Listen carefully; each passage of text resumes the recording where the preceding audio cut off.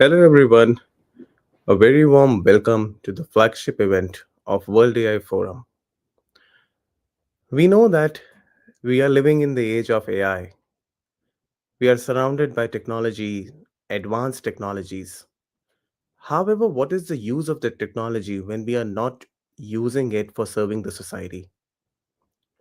My name is Dr. Pranjal Jain. I'm a researcher and I have been experimenting how we can use technologies so as to solve world problems such as climate change, environmental solutions, housing, economic development, poverty alleviation. That was the basic objective in our mind when we decided to form World AI Forum as a not for profit think tank, bringing intellectuals and the best of the best brains from across the world to talk about excellence in AI and developing the field of applied artificial intelligence.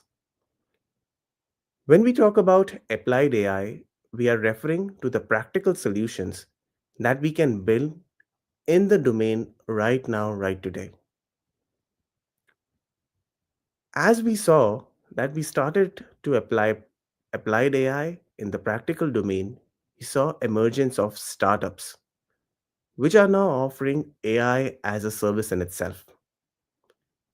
Therefore, we saw that it is a golden opportunity that we bring the theoretical aspects of artificial intelligence along with the practical world that startups are doing, and why not bring them all at one platform from across the world?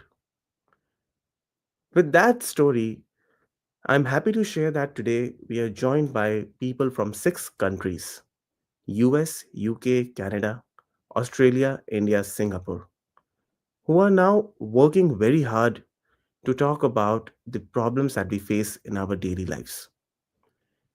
And with that note, I'm very happy to share with you that today we have a panel of esteemed speakers who have come from 4 countries. They are talking about their perspectives, their vision, and their views about the future of this technology and how humanity can benefit from it. We have some wonderful sessions beginning with the keynote speaker. We have talks about cybersecurity, how do startups they feel about AI, and what the world is doing to benefit from it. I'm happy to hand over the stage to our keynote speaker, Ms. Pooja Jain. She works as a customer engineer at Google.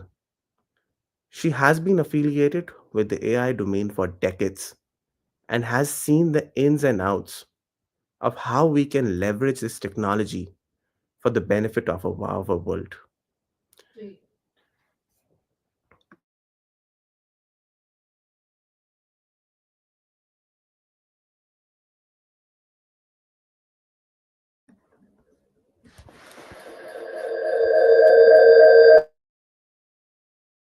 Everyone, good evening, good afternoon, wherever you are in the world. My name is Pooja Jain. I am very excited to be here. I'm an AI enthusiast. I have my own AI startup and I work as a consultant as well with Google. I am thrilled to have all of you people join today. So, today, one of the things that's happening outside in the organization that you might have heard is this tech vendor race.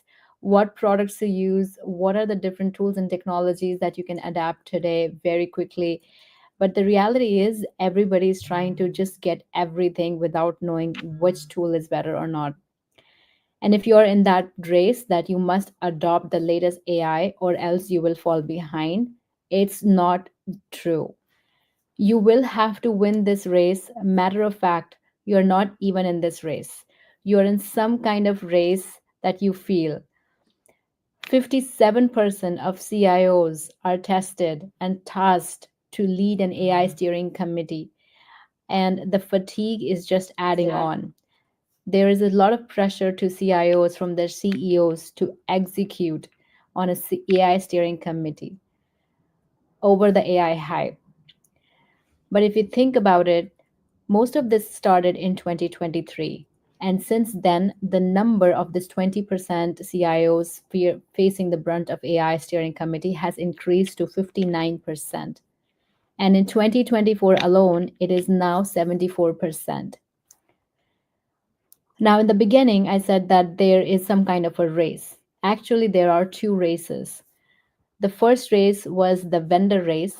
The second race is the race to deliver AI outcome safely. And that scale, this is your race. And this is where I feel that you are at some journey, at some sort of peak and in the trough at the same time. Because the relentless innovation happening in tech makes it feel like you're always living in this hype where the reality is the outcomes are really tough because it's tough to get real value and quantify it in a way where you can justify business expenditure. But good news is that you set your own pace. And I'm going to give you a framework. If you have modest AI ambitions in an industry that isn't invented by AI, you can just afford to go at a more relaxed pace, more measured pace. This is what we call AI steady pace. For those who are in the beginning journey, they have an AI ambition, but that industry is not getting reinvented every day or defined by the pace of the AI. The second is an industry that is hyper governed and moves with with the speed with which how much you can invent with AI. This is what we call AI accelerated pace. You are not squarely responsible for AI, you might be thinking, and you might be thinking that you're a spectator in this race. Maybe you're thinking, why are we even talking about AI when I'm just actually beginning to look at cloud or just upgrading my employee ERP software?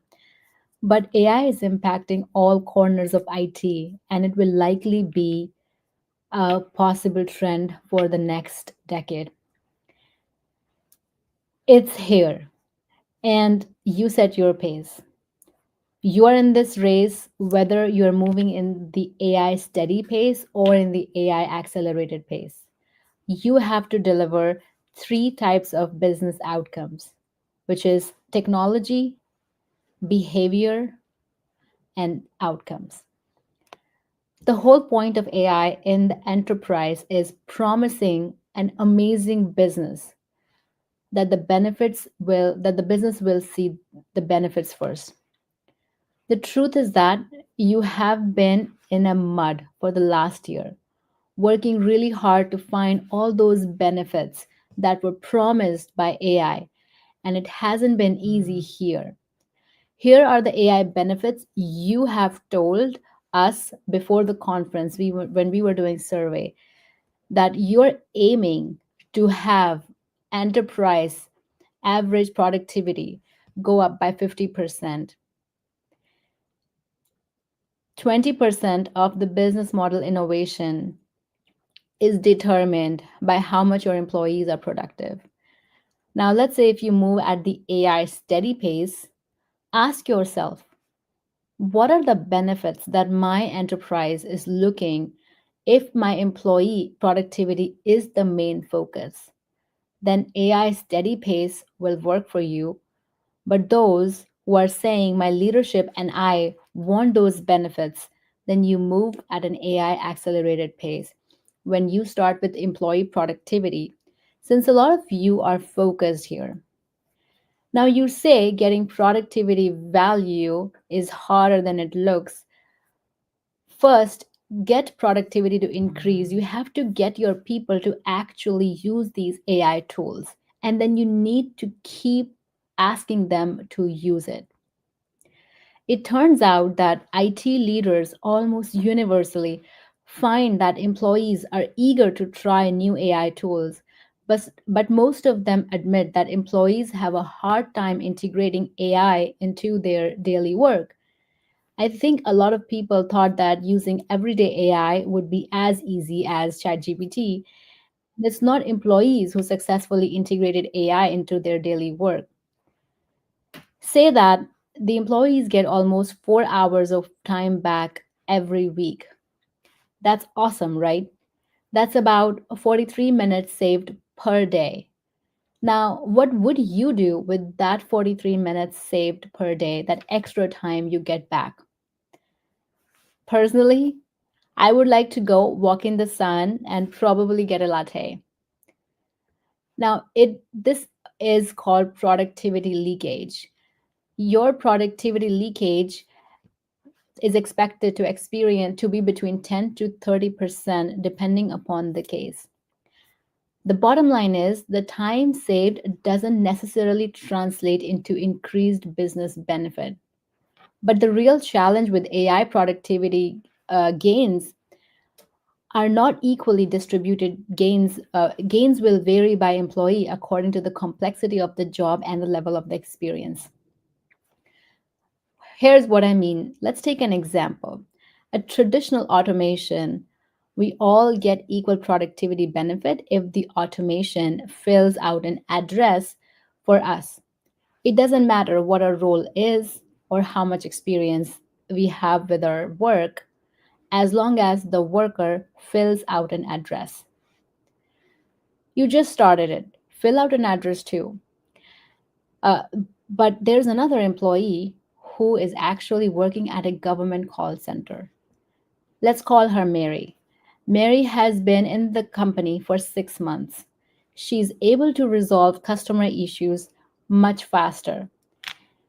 Now, if we talk about the previous employee, Mark, who has been in the company for 5 years, you get that it's almost pretty useless for him to have AI because he almost already knows a lot of the things that AI could potentially solve for him.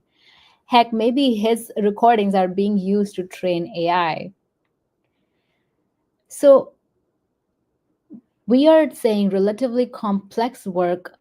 Let's take an example of a relatively complex work, such as a lawyer. Now, the lawyer's work, as you can imagine, is more complex. So let's take an example of a new lawyer, Jen. Now, Jen uses AI to solve for a case. Now, it won't help her much knowing that she's just new into the job. She can't tell a good AI output from a bad because she just doesn't have much experience. On the other hand, take an example of Frank. He has been a lawyer for the last 15 years. He knows what good looks, he knows what bad looks. In fact, in this case, his productivity would be boosted so much because AI can help him really get the job done. And since he knows the bad from the good, he can get to more complex cases much faster. Now, the rule of thumb is that you'll get more AI productivity when you match low complexity and low experience or high complexity with higher experience, just as the case of a lawyer. If you get this right, you will unlock AI productivity across the whole enterprise. Now, knowing all of this, let's say if you had 40 people in your call center, would you give them all AI license no matter what their level of experience is? Of course you would. You would give AI license to all the agents to give them some kind of boost. But there is a sweet spot, the sweet spot of deep productivity zone. I recommend you find these deep productivity pockets and focus there. And let me give you one more thing that will help you on your quest for more AI productivity. I know it sounds something you really don't want to catch in debate with, but it's actually a really good thing. Let's say you are into fitness and tech, and you go ahead and buy Apple Vision goggles the first day. Now, you are one of the early adopters. And on the other hand, let's say you're somebody who still wishes that they could still use their BlackBerry phones. Now, there's no chance you would adopt AI today. So, when you show your peers how to use AI, for those who are in the AI steady phase, employee productivity, it might look very different from somebody who is in a AI a steady in an AI accelerated phase. Now, we have done a lot of customer surveys and customer case stories where we have seen employee productivity. They find a sweet spot with employee productivity. For example, public sector cities like Austin and Vancouver are using AI from an Australian company to process building permit requests much faster. AI checks drawings and submissions to automatically approve for compliance in this case. Productivity leads to happy citizens and happy builders. In industrial sector, we've seen that they're also going beyond employee productivity. An example of such company is John Deere. They are a very heavy machinery company and they use AI on their sprayers to help farmers reduce herbicides amounts by more than 500,000 ton every year. So there are a lot of learnings to be learned from this, but let me switch gears here and talk about the real life productivity gains that we have seen employees and companies gain. 102 minutes is what people have seen employees gain by using productivity tools such as Gemini or ChatGPT. 102 minutes could mean savings of 2 hours per week. Now, in terms of the product usage, you might ask me, well, Pooja, how do I convince my employees or my users to use the product? Well, in that case, a product stickiness is what comes into the picture. We have noticed 77% of employees say that they would really miss having AI productivity tools in their daily workflow. What that means is the product has to be sticky. If that product were to be taken away tomorrow, employees would want to come to you and say, we really miss using that tool. It gave us time back. What can you do to help us? And that's the signal for you to know that AI productivity can be dictated by the AI tools. Now, we are in this phase of AI, and what we have learned working with thousands of customers is that generative AI, like any new technology, will be defined as a success or failure based on user adoption. So, I'll ask you a question. Where does your organization sit on an adoption curve? What opportunities do you see with Gen AI? We have seen 10 to 30% of an organization to try the tools and test cases and performance. Shadow AI is a real problem, which means people might be using other tools which are not company standard approved and might be using the company data in those tools, creating a potential leakage. And this numbers is more higher than we expected, between 45% to 65%. We have customers with varying degrees of exposures as an organization, and amongst their user base, we've seen that shadow AI is a real problem. Now, as organizations are starting to think about how they can embrace AI at their organization and build AI readiness, we have seen certain areas of importance emerge in shaping adoption strategies. First, have a Gen AI council. Second, establish responsible AI frameworks. Third, line of business interviews. Understand what the use cases for your individual employees are, and then start to focus on a few bunch of those use cases. And lastly, but the most important of all, security shouldn't be an afterthought. Since shadow AI is a real problem and the use of unsanctioned tools and softwares is a real problem, what are the different policies or standards you as an organization can set up to prevent those from happening? What opportunities do you see with Gen AI? What challenges and risks do you see? Now, we have seen incremental benefits through automation with AI. We have seen that greater awareness leads to cultural benefits. We have seen that the more people like the tool that's easier to use, the more adoption. They don't need to use the formula in Excel or Sheets anymore. People who are getting into the work industry, who are Gen Zs, they did not grow up using Excel formulas, and the benefit is they don't need to know anymore. So a platform that caters to the needs of the upcoming generation is the platform that can be more sticky. Now ask yourself, what are the transformational benefits? Should you have an agent at work, like a new companion wherever you work, that agent works next to you? Or you want to have an applied AI tool, let's say some custom agentic workflow?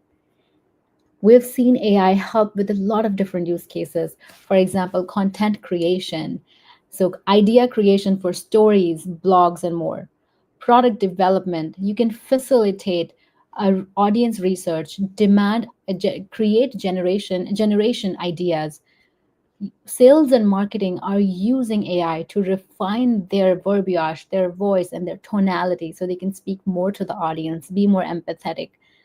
And then this is just not the three verticals. We have seen horizontal value across all the different use cases, helping people onboard faster, while at the same time protection with security in mind. Now, one thing that I want to call out is AI is not new. AI has been in the industry for more than a decade. If you have any time used Google search and you type something wrong, but Google still gave you the right results, that's machine learning at its best. Knowing that somebody typed something wrong, but that's not what they mean, is because the model has been trained on pre existing search queries, and it can predict that this is probably not what you want, but this is something most people have searched for. So instead, here are the results that I want to show. When you type San in Google search, it gives you automatic suggestions. Do you mean San Antonio? Do you mean San Francisco? Do you mean San Francisco Golden Gate Park? Because that is a machine learning model working behind the scene at its best. But then security, as I said, shouldn't be an afterthought. What are you doing to make sure that anytime you interact with a model, for example, it could be Gemini, it could be ChatGPT, what is the agreement? Are you making sure that you're not contributing your proprietary confidential data into the model, which could potentially be surfaced into some other use case as well? So enterprise security is extremely important. Make sure the model is not training on your prompts.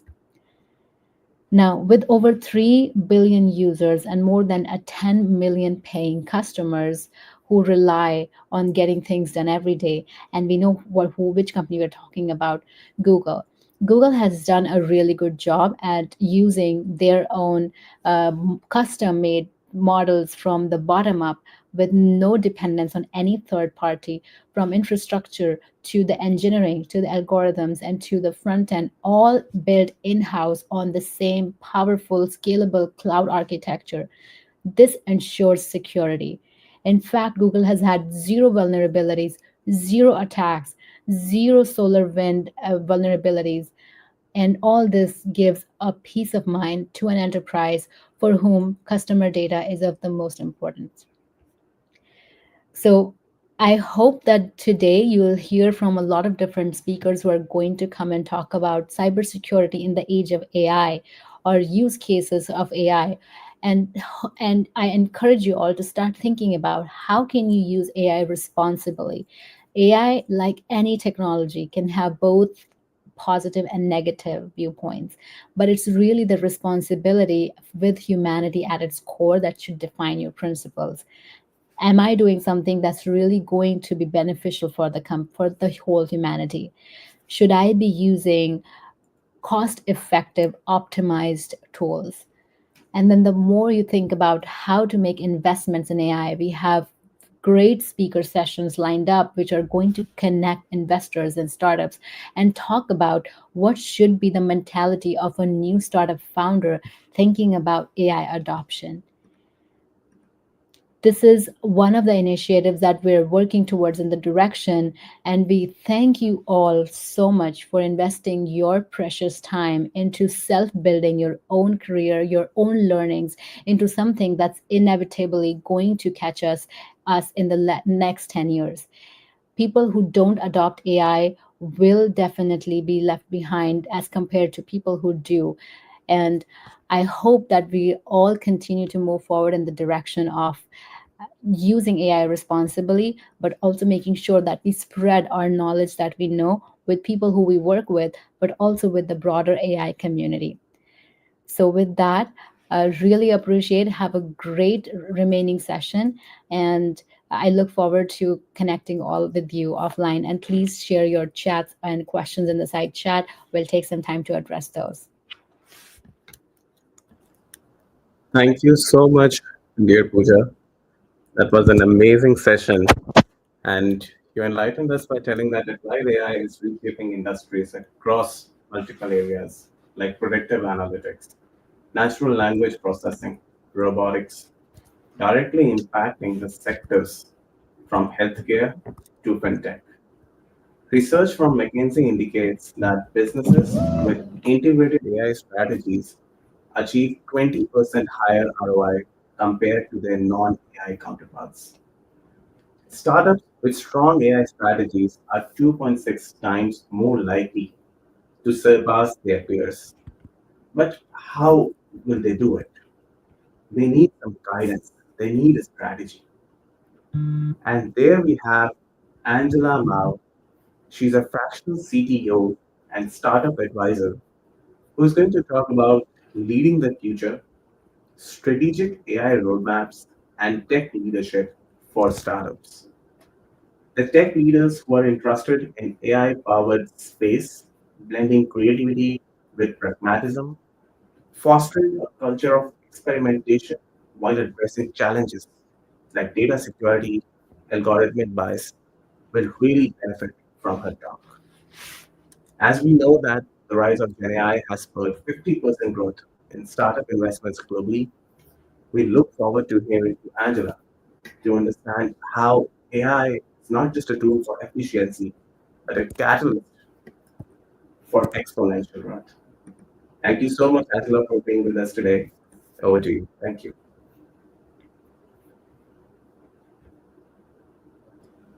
Thank you so much, Pranjal, and great presentation, Pooja. So I'm just going to, okay. Let me know if you can currently see my screen. Do you see the, Pranjal, do you see the screen?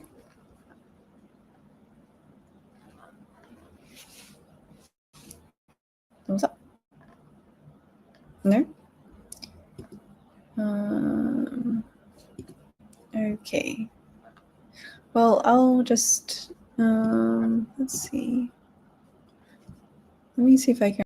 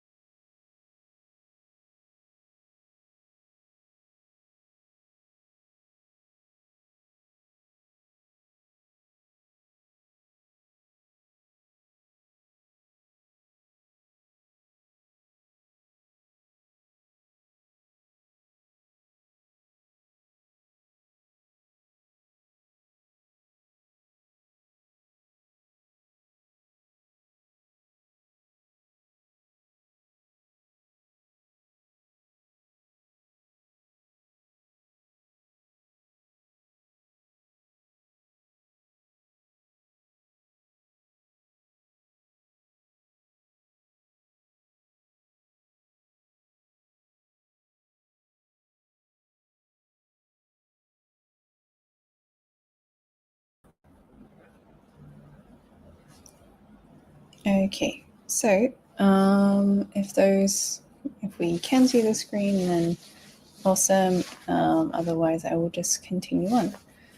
So, my name is Angela. I'm joining in from Bangkok today as part of a business trip to DevCon. I'm going to be speaking to you about leading the future through strategic AI roadmaps and effective tech leadership, and particularly for startups. I am aiming generally to cover within the next 10 minutes at most the topic, and then leave 20 minutes to engage in a conversation with the audience. So we'll go from there. So firstly is to give you a bit of a background on myself. I split my time between Sydney and Tokyo, and I built my first business when I was 14. And over the past 14 years, I've worked on countless innovation projects with incredible people. Now I help startups navigate the challenges that come with rapid technological evolution, including AI. So we'll dive in. So nimbleness is one of the biggest advantages of startups, and great tech leadership makes the most of that and makes use of that, including the use of AI that can dramatically accelerate innovation within startups, whether it be research or through customer acquisition or understanding your customers' feedback, even your developer pipelines, machine learning operations, and overall, though, the impact is very profound. However, it's not just about the tech that kind of goes into your everyday work. It's about how we guide our teams to leverage AI effectively. However, the most difficult part, though, isn't just the AI that you use to bake into your everyday work. It's actually from a technology kind of point of view in terms of embedding AI into your products, right? That is the big trend, and a genuinely reasonable and sound trend that many companies are moving towards, because it has so many applications and unlocks a lot of macro and micro economies, right? If you think about startups and businesses, we are solving for business model problems and consumer problems, and AI truly creates a brand new way of seeing economies of scale, a lot of benefits in more ways than you could see at first. So that is why I wanted to chat about what makes a strategy roadmap and a strategic AI roadmap. So what is it exactly? In simple terms, it's a long-term plan. If you were in a larger company, that would usually look at 3 to 5 years, but in the startup scene, it's usually about 1 to 3 years. And in particular, the strategic AI roadmap aligns AI initiatives with your startup's broader vision. This could be a brand new company or a company that's already established that is looking to embed AI into their current products. It's not the short-term kind of tactical solutions that we're talking about. That is geared towards our engineering teams. It's not an internally focused type of document. It's more of an externally based document that is focused on stakeholders, investors, your board, for example. So it often talks about the phases, right, and the overall vision of bringing AI into a company and making it a core feature of a business, and looking at what type of infrastructure and culture that you would need to create to innovate and grow sustainably within the AI startup space. So I will kind of provide an example of a strategic AI roadmap in terms of phases. So there are four phases, I would say, for currently established businesses, where you set up a foundation, where you establish your AI infrastructure, and assuming that you already know your business goals, you look at, okay, do I want to hold the IP, right? Is IP incredibly important at this point? Very, very early on, you do not want to share it, and there are data governance and security and scalability issues that you want to keep in mind. So then if it is the case, then you start with building your AI infrastructure and you pull in all the data in order to train your models, right? And that's when you go to phase 2, where you do a lot of training internally. You get all the data that you need, and you start doing the deployment of your AI models that align with your business needs. And then phase 3, you do productization and scaling, where you bring it into your products, and you sometimes can evaluate a hybrid model on top of what you've pre-trained internally, and then build additional custom layers as you add on additional features of AI into your products. And then finally, and on top, optimization, right? So this is a full kind of phase AI strategic roadmap. And but it would look very different for a brand new startup where you are cash strapped, right? And you have a go-to-market problem. And so what you would usually do is you would switch out that foundation phase 1, and you start looking at a quick deployment type of setup. So what is really popular is to be able to still hold on to some IP, right, and prepare for the future. You would usually deploy, for example, the models from what's quite popular is ChatGPT, or one of the big names, and then deploy it using, if you were to say, the AWS ecosystem, Bedrock, and then archive important data. So we archive important, like you collect data and set up data pipelines to automate labeling. For example, SageMaker Ground Truth is genuinely the standard of the startup industry. You will be able to find more engineers in it to fine-tune your GPT models. And then you move on to the same phase, which is continued model development, and then productization and scaling, and then optimization. So that is the framework that is quite popular now in building an AI roadmap for the startups within many ecosystems that I've seen. So now that you have the strategic AI roadmap, what next, right? How do you make sure that you make the most of the AI roadmap that you've created? And there are the most important thing is adaptability, right? Adaptability is the best. Adaptive leadership is one of the best that is out there. It forces an individual, and especially CTOs and tech leaders, to really take in crucially how an environment changes, right? In startups, there are many peaks and there are many troughs in what happens in the macroeconomy and within your company as well. And so these are some of the mindsets across adaptive leadership will equip you to be able to handle all the roadblocks that come with AI roadmaps and building AI. It is also important, though, that you have creator mindset. A creator mindset is usually the highest version, so it's not just using the creative part of you, right? The creator mindset is one that really allows you to create the best kind of innovation, one that you will always be in that position to think about, what can I use next, right? How can I maximize the current products that we are making, and how do you get everyone else in your team to also have that creator mindset? If you do this, you naturally lead by examples, and your team will follow suit.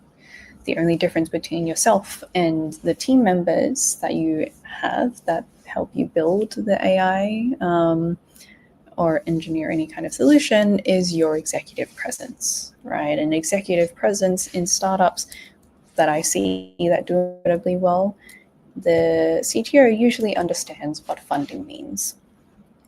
So how funding accelerates your innovation, right? And be able to speak to that funding.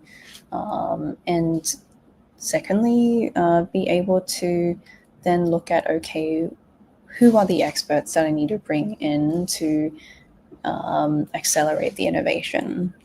And furthermore, strategic relationships that allow you to widen the impact within developer communities, find more incredible talent, and also the strategic relationships with investors to be able to learn about more use cases in the world. So those are the mindsets that I would really be focusing on that will allow you to really make the most of your strategic AI roadmap, build really good relationships with startups, with other startups, and be able to build a really good relationship with any of the investors that you have. So there is still one other thing on top, which is understanding where we are at with AI. So understanding what could be next. So as whoever steps into that technical leadership kind of position, or the CTO, or even the CEO, or any kind of founder that has to pull together the AI strategic roadmap, there is an important mindset to think about, which is how is the world going to change, right, with AI, and what are the intersections with other industries that come through. One of the most interesting developments that I experienced in being in Bangkok for DevCon is being able to see Edward Snowden talk about decentralized, so sovereign AI, and the implications it has for people to personally monetize, so your consumers to personally monetize the data that they have. There are many AI projects within the Web3 space now coming out, so that is a space to always keep an eye on, as it bridges very, very strongly into Web2. And then secondly is understand the paradigm shifts that are happening with our AI. If you think of AI as similar to the autonomy journey of someone that you train, right? You first supervise a direct report, for example, right? We do one-on-ones and you teach them what they need to do, and then you coach them and you improve them with feedback. That is very similar to the way that we now train our agents. And so we, in an industry, sit in the point just before coaching, right? So understanding that the model of AI and the paradigm shifts right now, it sits at coaching, and that anything that you build beyond coaching, where agents are mentoring and agents are even delegating and creating more agents, that is a very expensive future and is a time to market thing. You are hitting a market that will probably not be ready to engage with an agent in that means, but doesn't mean you don't stop building it now. So understanding where your AI sits in the autonomy timeline and autonomy model will really help understand your time to market and the future that you have to build towards, including baking that into whichever AI strategic roadmap that you create. So that is it. That is all I wanted to share from my understanding and experience from providing advice to startups. So I'll stop sharing now. If there is any questions,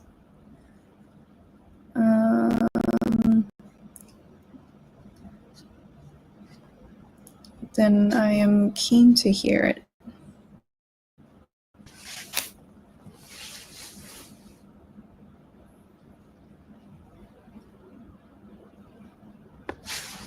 We are having a question. It says that if a startup wants to explore using AI to build itself as a AI as a service startup, so what would be your suggestions to that startup to start venturing into that domain? Is this, did they say it's a service business? They are trying to establish an AI as a service business, wherein offering AI or AI tools as a service platform to the customers? Yeah. Okay. So there are many interesting builder communities, and similar to kind of bug bounty communities out there, there is an AI project grant type of community that you can go into. So there is one called Build Club that was created by a lovely lady called Amy Lill. That is a really, really great place to start and build those connections, right?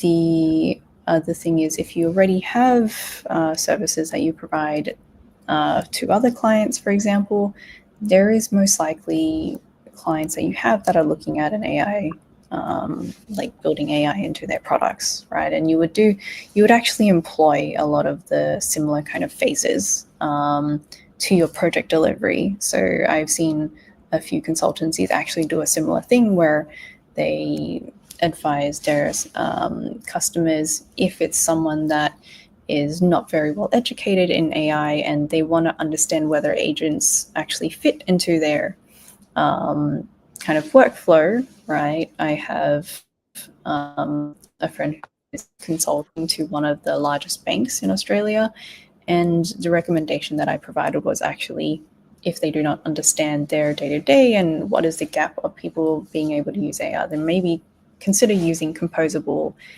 agent creators. So, for example, like Relevance AI or Hugging Face, that's really a good start, and go from there, right? You don't necessarily have to code everything. If you can solve the business problem through making use of the tools out there that are no code to actually solve business use cases and consumer use cases, that can be really, really useful. But finding opportunities, definitely look at Build Club, look at your current network. Learning, yeah, definitely start from the composable type of agent, very low cost, very reusable as well, and then consider kind of the strategic AI roadmap. It is more expensive, and I would say only useful if you're really, really starting to look at building your own IP, and sovereignty is really, really important. That's amazing to know. And Angela, one thing, while we were preparing for this event, we floated a questionnaire to about 200 people to ask them about what are their expectations from technology and from AI. So, one of the questions that we got from a lot of people was that how do we balance the ethical and the operational risk associated with these technologies to like future proof our businesses? Yes. So this is a very, very big question that will continue to be, the answer will continue to change and improve, right? And for leaders, right, who are building within the space, it's very important to be engaged with that community. So there are now AI safety companies coming out. There are ethics boards that are coming out, right? And it's really important to make use of the domain expertise that people have. There are actually people that have been looking at this space for about 15 to 20 years, right? Even before AI had really kind of hit the mainstream, they'd already been talking about it. So I'd say making sure that you have those strategic relationships, like I'd mentioned, as well as being on top of the language. One thing to note as well is the ethics and the progress of ethics are developed in a different way in different countries as well, right? We have different ways of viewing data. So understanding what is important to the jurisdiction, right, where you are, and then coming back to first principles is what are your morals and values, right? What sits well with yourself, and then constantly reflect on that through talking to experts within the space. So I'd say that is the most earnest answer that I can say that would be most practical. There is no one quick answer.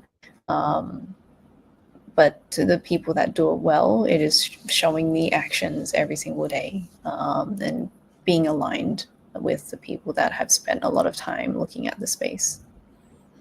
Right. That's amazing to know. One of the questions that even I am asked a lot of times is that Mm. what are the common problems or the common mistakes most companies do when they think about adopting AI, and how should they avoid it?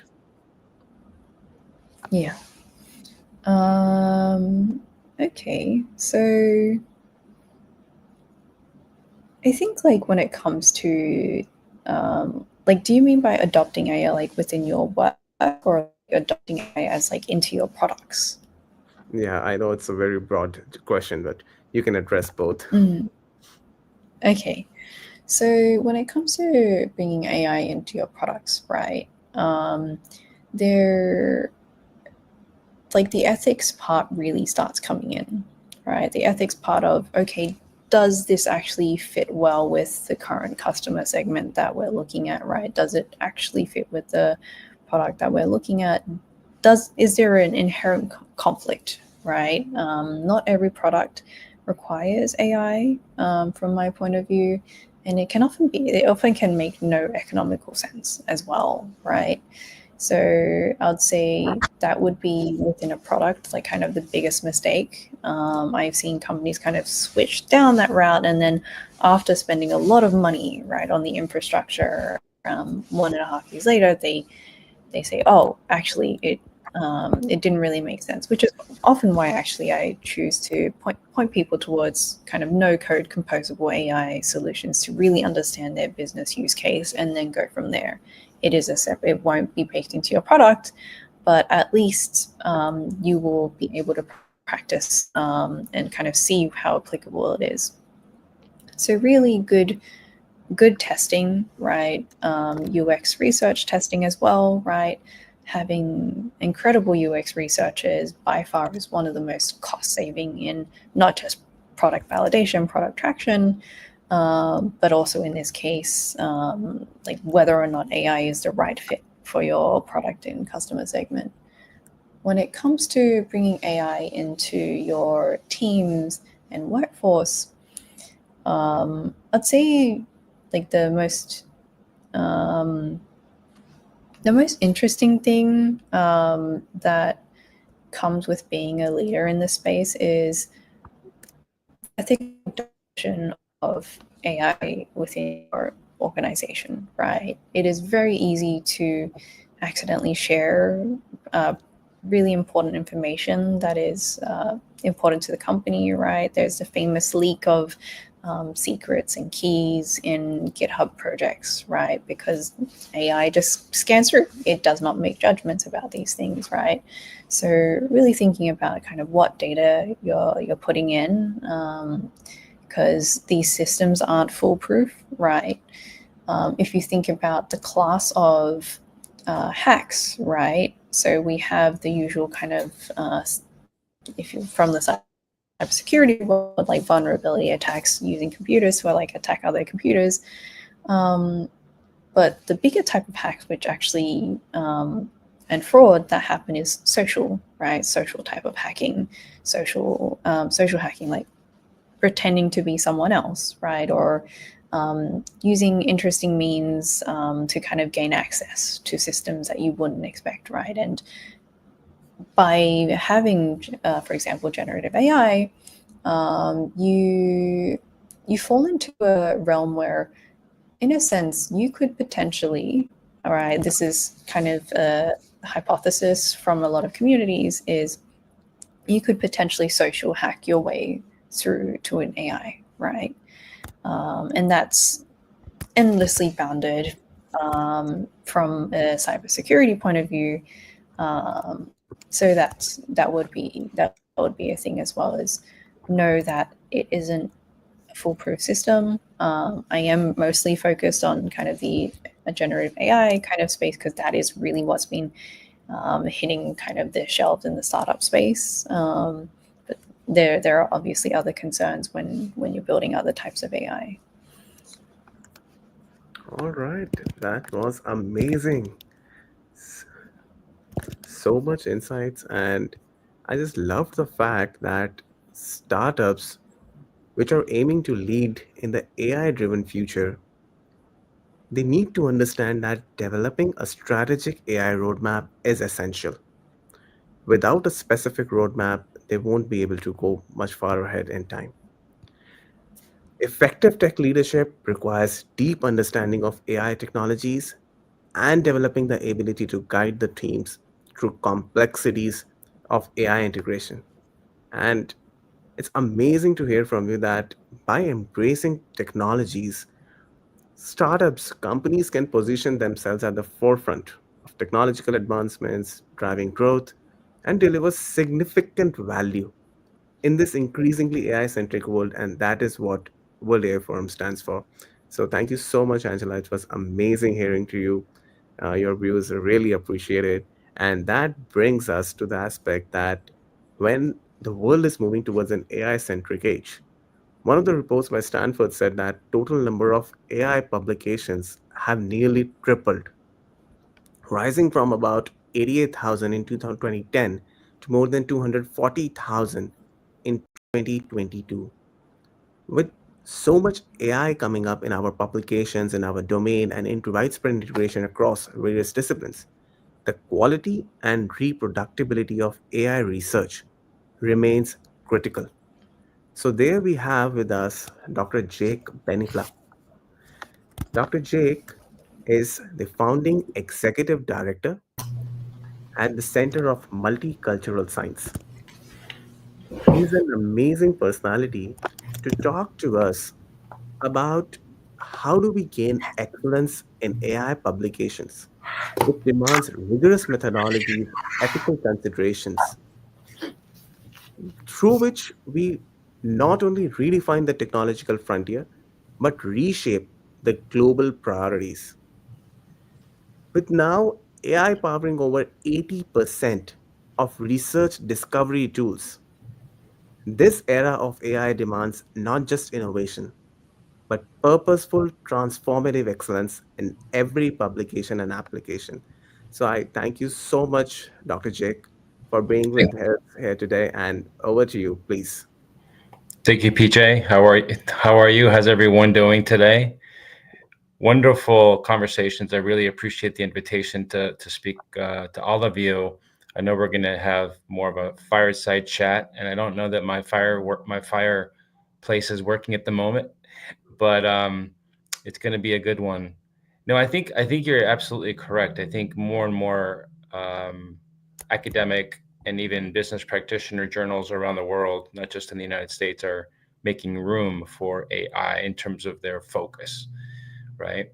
And so I suspect that we will be seeing AI journals, much like we have digital marketing journals, much like we have international marketing journals, and we have marketing. So everything is going to be much more specialized and more siloed. But I think also we see the need to include AI into the focus, or what we call the pillars of the journal.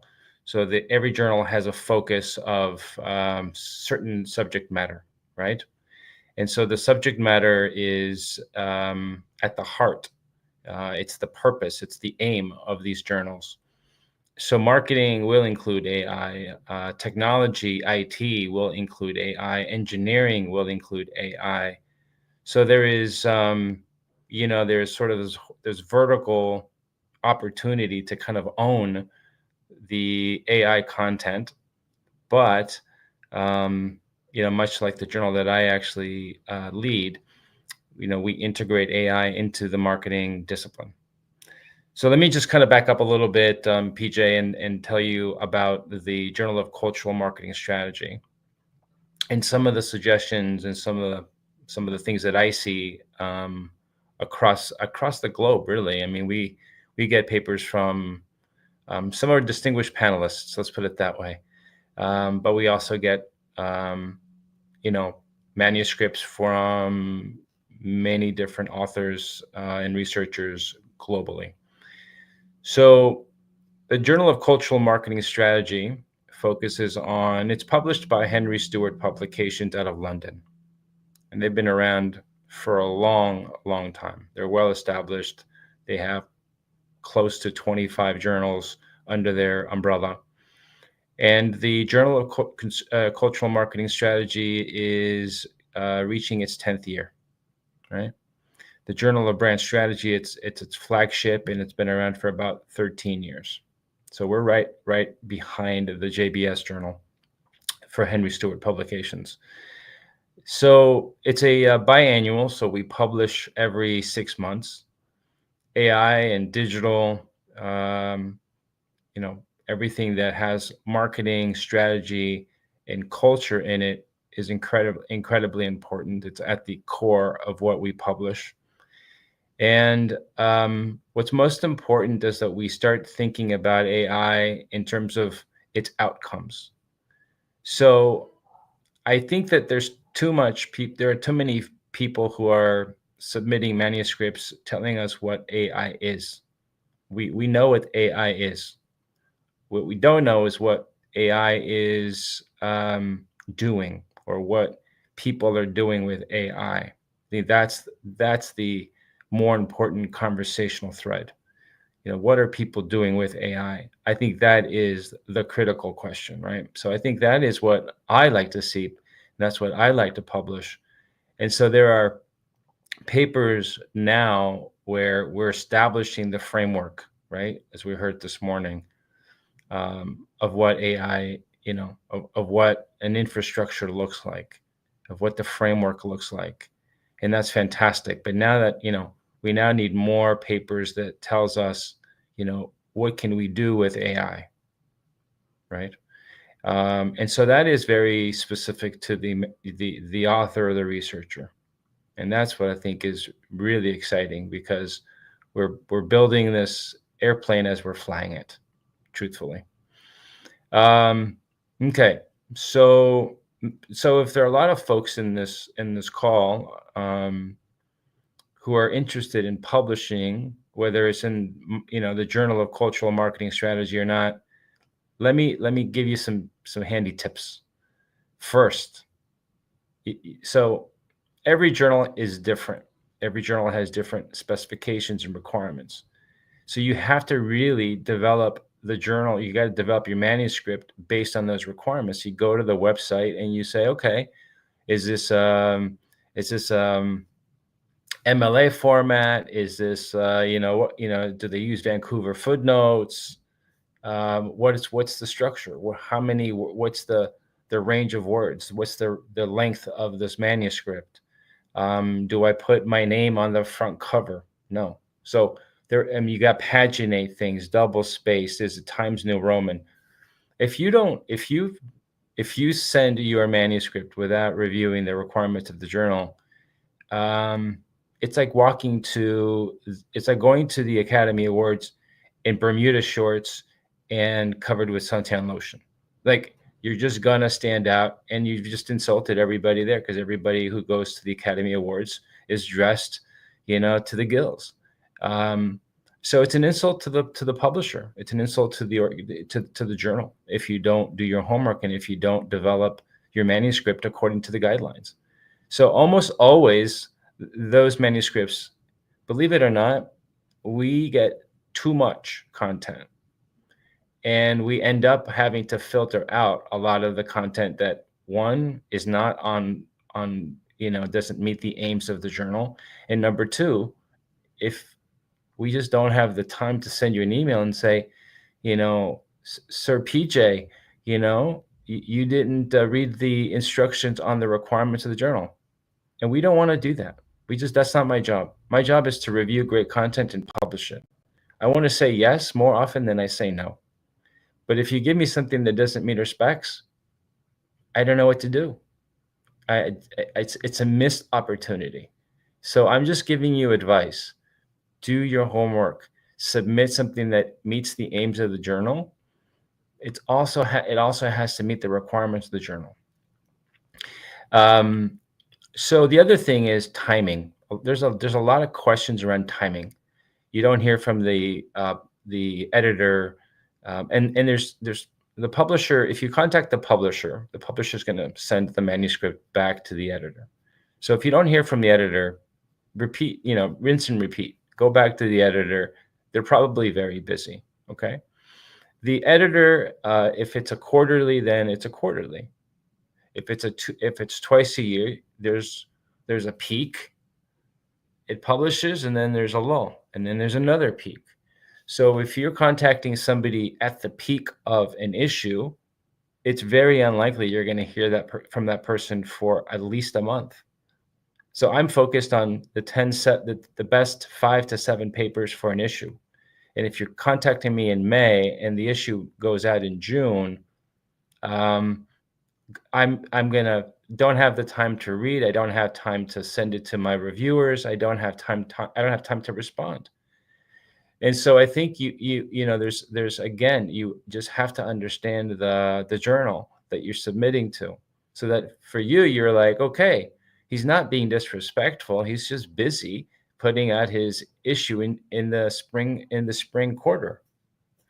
So I see that, PJ. I see that a lot, because folks are like, hey, I sent this to you 3 times over the last 2 months, but you don't understand. I'm not working around your schedule. Okay. If you don't know the schedule of the editor, then ask the question. Okay. And so every journal, the more popular it becomes, the more it receives manuscripts. And so that kind of weighs us down. It slows us down in terms of our response time. The reality is, we have 2 issues. Other publications, PJ, it's 4. So they're constantly busy. And sometimes they have associate editors. So you have a main editor, an associate, or co-editors. You have 2 people running the show every quarter. So, I hope that gives the audience enough starting information to consider. But I'm here also to kind of take questions from the audience, and I think you've got some thoughts as well, PJ. That's amazing to hear from you. And I just loved the part when you said that people keep on sending reminder emails, respond to my email, respond to my email. I have been doing a lot of editing work lately, and I do resonate with that. So we can quickly talk about some 5 tips to do if you want to get published in a top tier journal like the Yep. Journal of Cultural Marketing Strategy. Yep. So Let me you, let me let me let me do that. Let me yeah. also talk about some of the things. I mean, I have more things to say. I just wanted to see if you had any questions at this point. AI, how much ChatGPT do I use? Okay. So there's more and more conversation about this in our industry, and I think this is a tool much that everyone's using. Okay. So I strongly encourage you to use ChatGPT, especially if you're not a non-native English speaking, English writing researcher. Okay.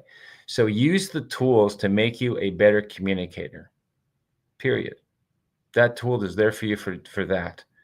Here's where I draw the line. Do not use ChatGPT to write the title of your paper.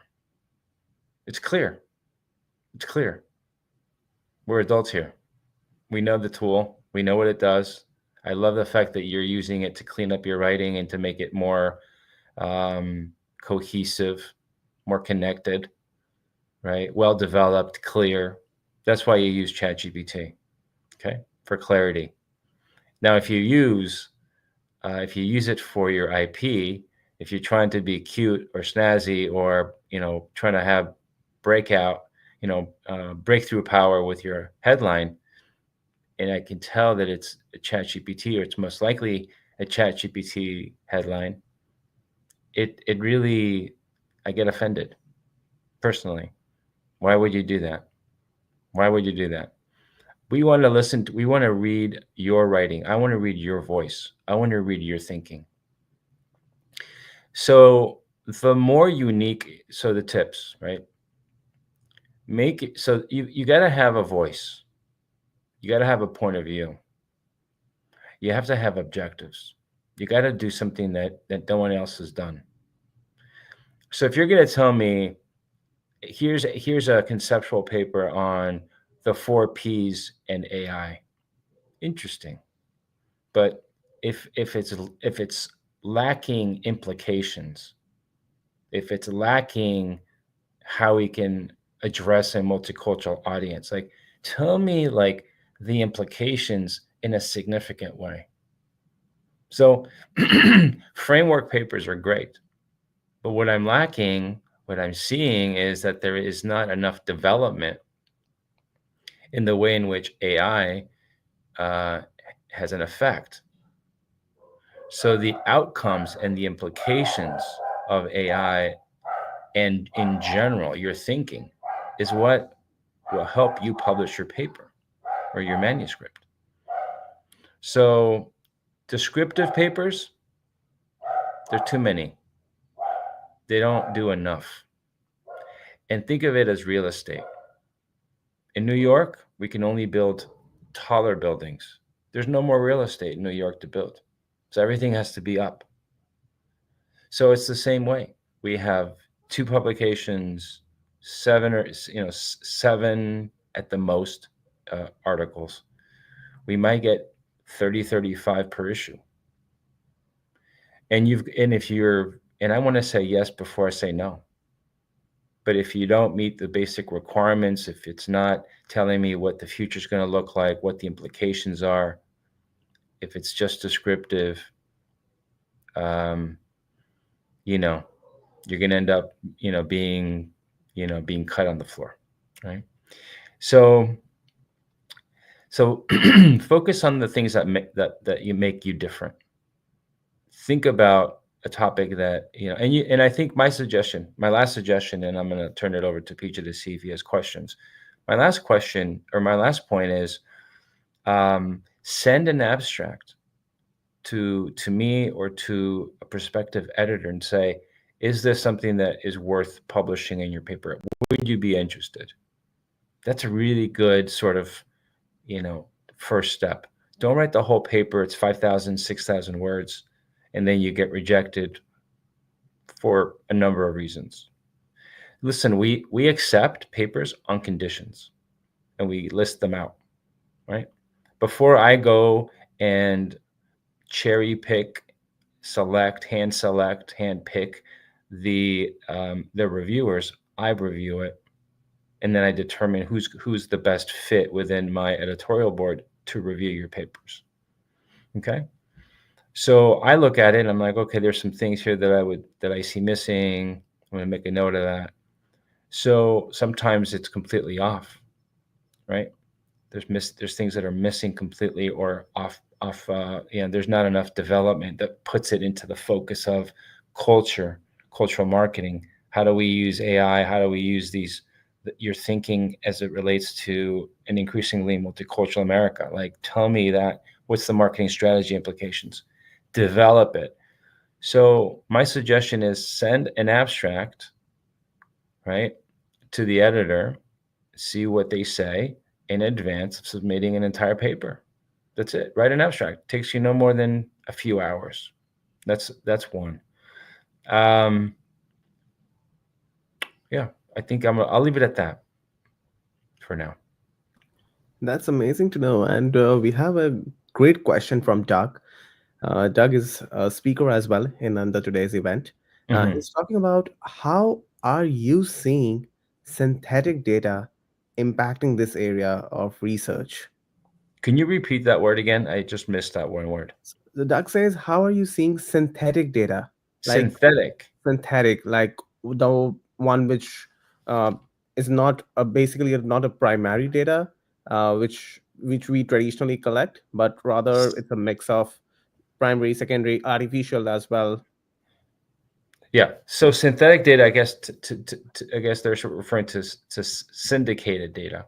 Is that what you're saying? Syndicated. So Um, not primary, right? I think Doug might be referring to the data generated by the LLM, the artificial data. Ah, no, I think those are all good. I think again, we're open to all the methodologies, right? So as long as you are solving a problem using any type of data, right? we're open to. I don't see how or why anyone would reject a paper based on synthetic data, primary data, or any other kind of data, as long as we're trying to do something unique. If you're giving me a paper, presenting a paper that you're, I mean, again, think about what we're trying to do here. We're publishing thought leadership. Has this topic been ever presented? Has it ever been investigated? The answer is no. You, you've got me hooked. Okay. Um, so I think it's not so much the type of data as much as it is the type of research questions we're trying to answer. One of the questions that I get a lot of times is the citations, like Citations. citations. So authors and researchers say that, okay, we have invested so much of time in writing our paper, then it gets 2 to 3 reviews, and finally it gets published. But citations, uh, how do I get more citations? How do you get more citations? How do you get more published? Is that what you're telling me? Yeah. Keep thinking. I mean, I think ultimately, um, you got to be at some point, you got to break in. Your first paper is the most difficult one, right? And that takes, it takes, the reason why the first paper is the hardest is because you're also exploring the journals. You're new, you're young, you just finished your dissertation. Like, is it the Journal of Marketing and Journal of, there's journals that are popping up all over the place. You may also be you may be catching these journals sort of at peak times, not in their lulls. And, honestly, PJ, this is a relationships business. You got to know your editors. You got to know your editors. I'm telling you, going to the AMA and meeting the editors for the Marketing Journal of Marketing and the Journal of Marketing, or seeing us at different conferences, it makes a difference. I remember you, and so now you're standing out. You're a product, and you're impressing me in 30 seconds. And you're saying, "I'm writing a paper on this. What do you think?" And I'm like, "Okay." And now I know who you are. You're one of the 40 people that I hear from for every issue. And if it's interesting, that's like it's like you just bent the corner of your resume to me. It kind of stands out. And when I get it and it meets all the specifications, it's got the citations, got the bibliography in the back, you got the tables in the back. If you met all the requirements based on the criteria, like you have a leaning towards that person. So my suggestion, PJ, is keep moving, keep publishing, keep thinking, make your thinking innovative, differentiated. Understand. So I think part of what people don't understand is, my question that I always ask is, how is this different? Why is this significant? What is the so what in your paper? People, and there's so many people that don't go there. And that's called, what I call, is developing your thinking. You got to develop your thinking. You can't just tell me, oh, here we did regression analysis, or here's a correlation table, and here's the numbers, blah, blah, blah. And your implications are like half a page. Implications to me is like, is the beef. It's not the tomato. It's not the lettuce or the onion. And so discussion, I don't see lengthy discussions in papers. And so that to me is the disqualification. I want to know what all of this means. If you can't tell me, then I'm not interested. Because I'm not here to just push a paper. I'm here to change people's way of behaving or thinking. So if you don't, excuse me, if you don't understand that, then you got to talk to your advisor, or go back to what makes a paper publishable. Those are really important points, PJ. Right. We got a question from Mike. He's talking about AI plagiarism. So, if an author has uh, written his paper with ChatGPT or Gemini, and he's submitting it to you, So what do we do with that? One of the things that I know when a paper comes to me is that honestly, we do not have a very strong software which can tell me that Yeah. this is so much percentage written by LLM. It's not, it doesn't work like that. Um, It's yeah. So it's really hard. And yeah. I'll tell you, people, so people are the people are more I am a better subject matter expert than ChatGPT is in my area of specialization.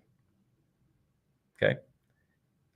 So if I were to if so I worked under amazing people. I had people that are people who created scales and they're no longer with us, but they were pretty smart people. So let's just take acculturation, just a general topic. You say, give me the top, give me all the articles on acculturation in the last 20 years. Okay. I guarantee you that you don't even know where to begin. And I don't even know what the confidence level is for knowing whether this is comprehensive. So the problem with ChatGPT and these tools is that you don't know their method. So to me, when you do a lit review, for instance, right? I'm going to get to Mike's point in a second question. But I look at what are the top 10 journals? What are the top 5 journals? Okay. What's in my time frame? 5 years, 10 years, 15 years for my lit review. The expert in the room are the reviewers. If you tell me that the lit review is complete and we know it's not, I get kicked out. So I can tell you right now, ChatGPT or AI tools, we're talking chat really, is very underdeveloped, very incomplete, and it's also very inaccurate. So I know as a subject matter expert, if you tell me acculturation is dead and you put a citation on it, or even if you cite something that isn't even relatable to the citation, if you have me cited on something that I said that isn't right, I'm like, where is this coming from? So that automatically, so I would just tell the audience, be very careful. Be very careful because first of all, I can tell immediately, and I rejected that paper that had uh, a headline developed by chat. I don't mind if people use the tool to be more clear and more concise. But chat, these tools don't develop your thinking. They don't identify the opportunity in a very concrete, specific way. So if you want to cheat, you're going to disqualify yourself. I'm telling you that right now. So we humans are smarter than the machine at this point in analyzing, what is right. Um, if you give me, if you again, if you're doing a lit review, it's got to be complete. What do we know about the subject? And you give me 3, 4 lines. Really? Is that what you're going to do? You disqualify yourself. You give me a page and a half, and it's all over the place in terms of years. You know, focus on, identify your method. I'm doing a literature review in the top 10 journals in the last 5 years. So everything has to align by those dates. Make sense? So chat doesn't, these tools, there's no rhyme or reason. They just, you know what they do. So they're good starting points, but they're not going to be rigorous or structured or methodical. So they're tools. That's it. They're not going to replace your thinking.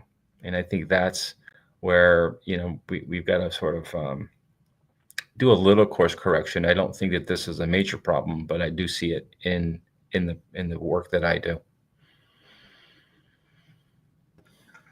Wow, that's really nice to know. One of the things that you need to tell me three advice or three tips that someone who wants to publish his first paper in a top journal. So, Mhm. what will be your three tips to a person who wants to publish his first paper in a top journal? In the top journal, like an A journal, a B journal.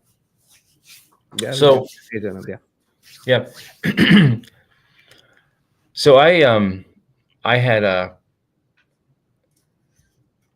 an advisor at MIT in the Department of Management. I had the grandfather of acculturation, and I still got rejected. And the topic was, not a focus for these journals. So I still think that it's relationships, it's timing, and it's content. Okay. I still believe in the old school rules.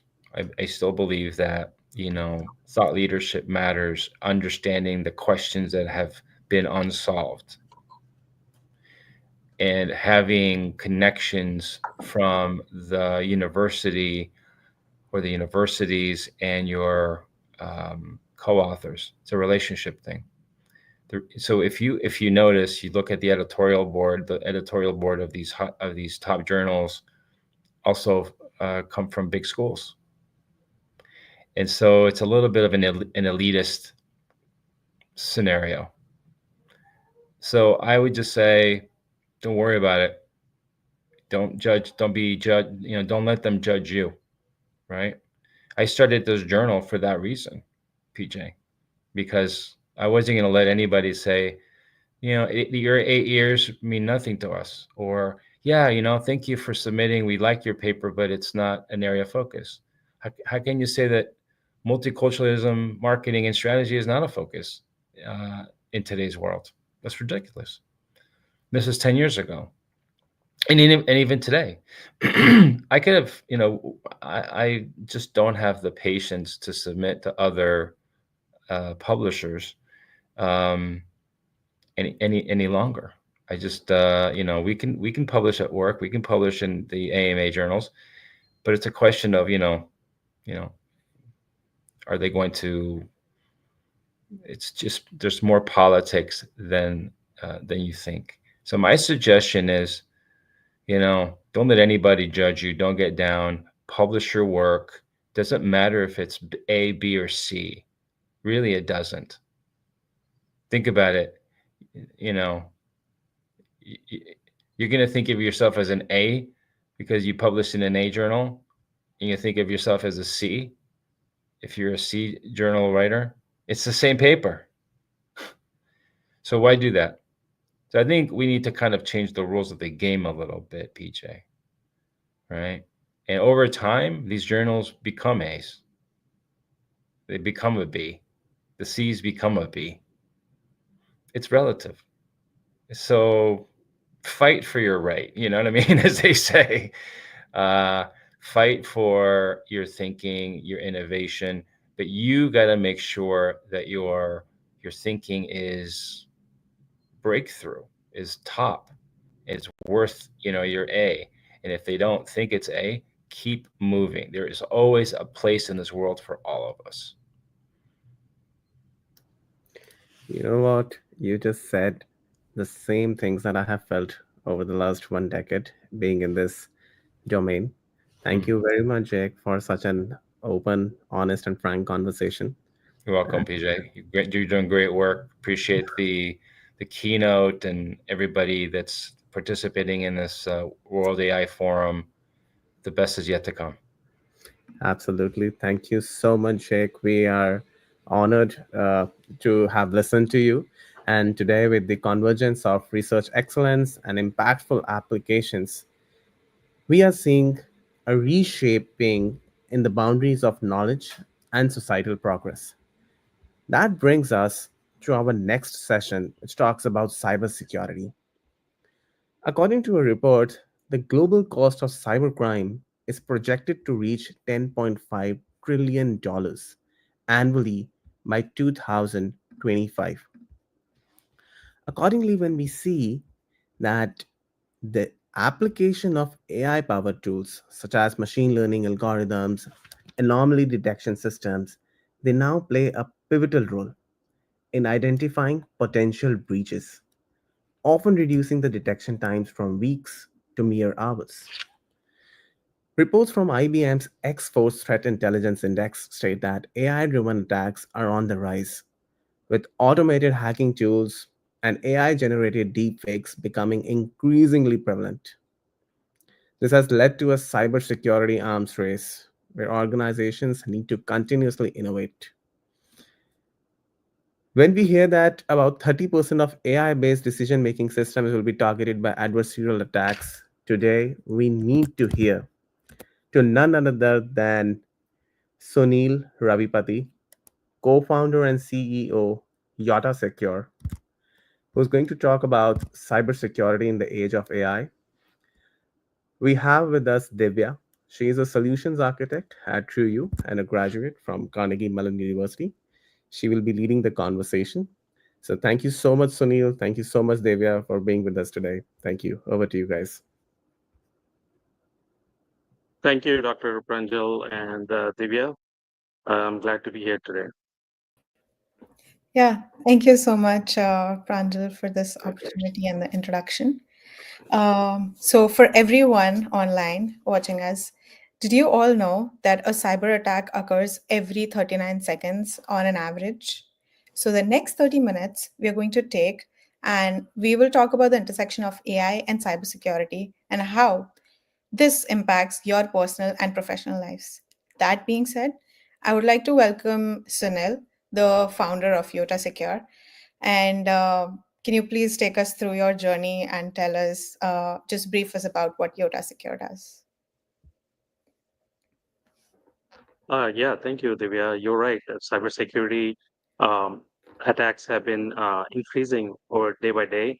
And I used to work for Oracle, building the Oracle Cloud Security, and then I joined Anthem in healthcare. And that's where the impactfulness was more because in healthcare, you see a lot of the attacks happen because at the end of the day, why are these attacks happening? Because these attackers need money, ransomware, or take consumer data and sell it. And especially in healthcare, the healthcare institutions end up paying ransomware. And I was in charge of the application security zero trust at Anthem Digital, which is now rebranded to Elevance Health. And I noticed that over my period of close to 5 years, that these healthcare institutions are behind the curve in technology adoption, specifically on cybersecurity. And we built a whole new platform to connect payer, member, and provider securely. And I was thinking that this has got to be the problem for every healthcare institution, and also a lot of the commercial companies which are out there, especially which are heavily regulated, like in fintech, and also federal agencies. They are getting impacted by all these breaches and attacks. So I thought, okay, I should put forth a solution, build a solution using AI because AI is becoming more and more impactful. And that's when I joined FedTech, which is a Department of Homeland Security Startup Studio program last year.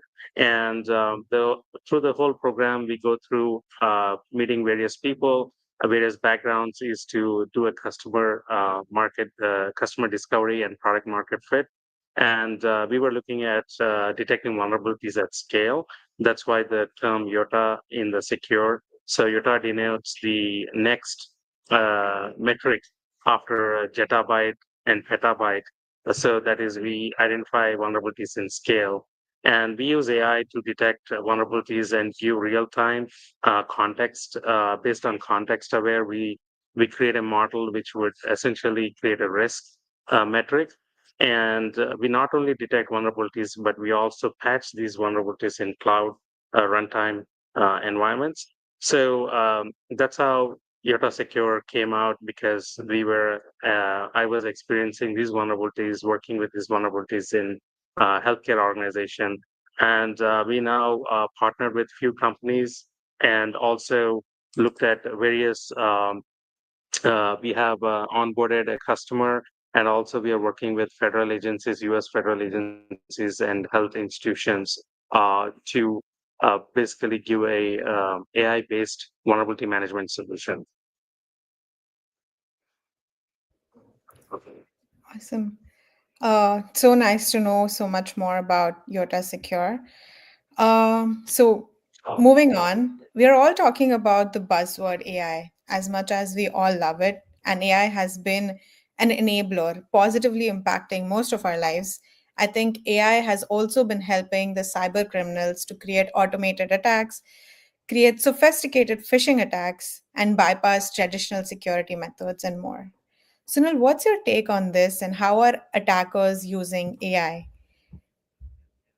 in your Oh opinion? yeah, Divya. So that's a great question because like how every business and people are adopting AI.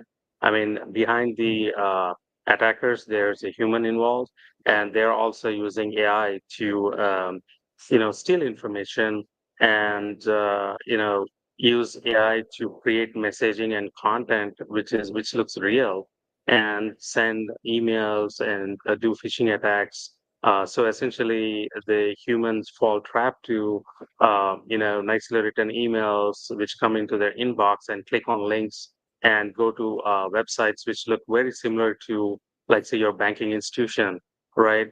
And if you go to ChatGPT and Google and type in your name, ChatGPT would essentially search the web and give out a lot of information, outside the Google search.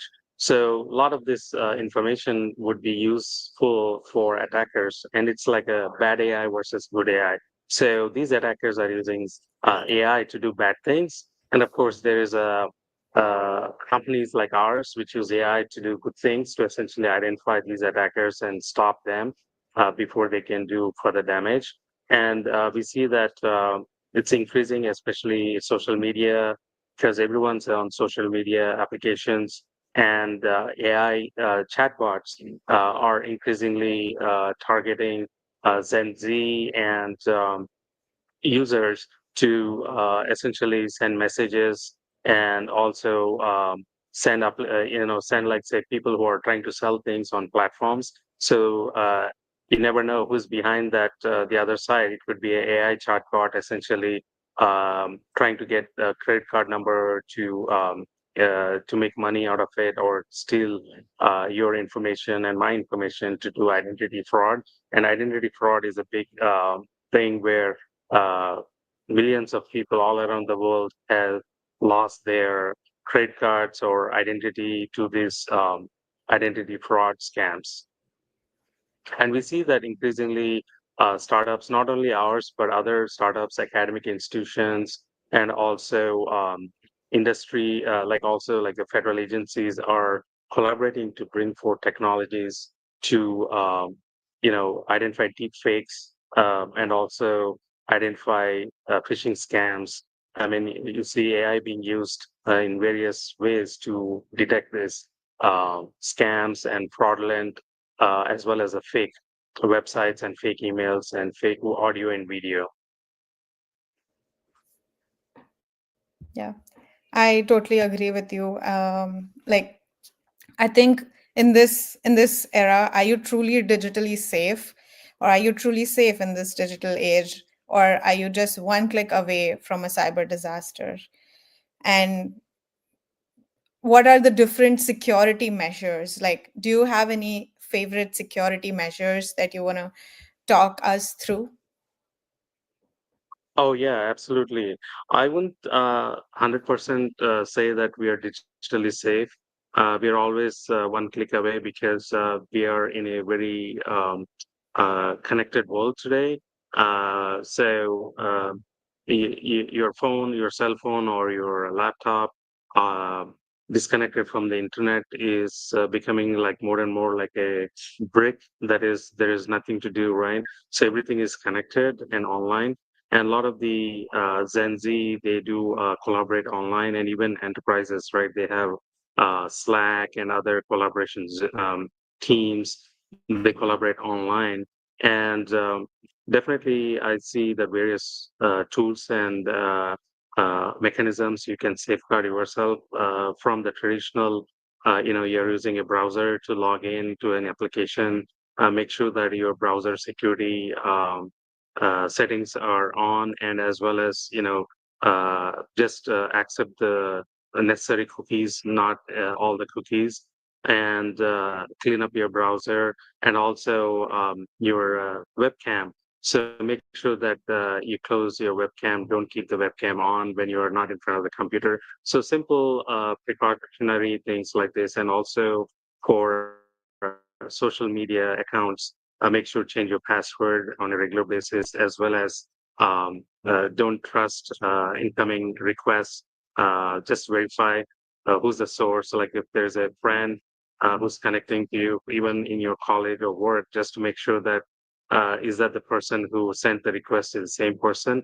So trust and verify the source. So I think the verification of the source is always key in making sure that a lot of the cyber attacks are and impersonification are prevented.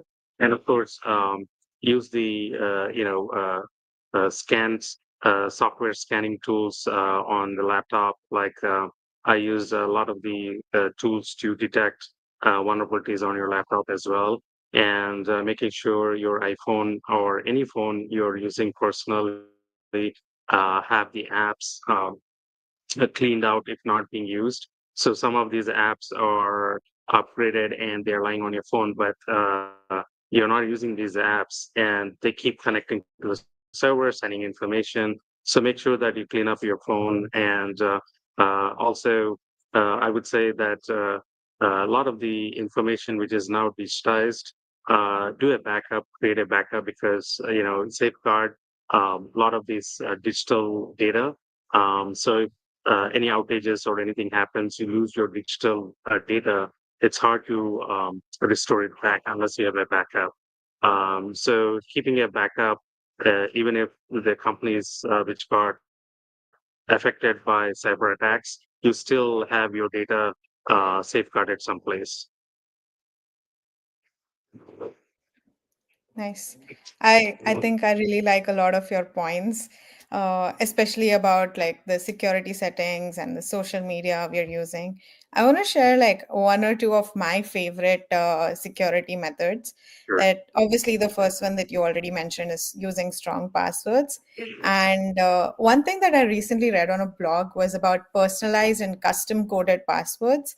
So, for example, just pick your favorite song, like maybe Love Story by Taylor Swift. If I pick that, take the chorus, just say like Love Story. If I just pick that, and then I code that like L, and then instead of O, you can use 0, V, and then instead of E, you can use 3, and then story. So S, instead of S, you can use a dollar sign. And then with each letter, you can say every time a E comes, I'm going to replace that with N.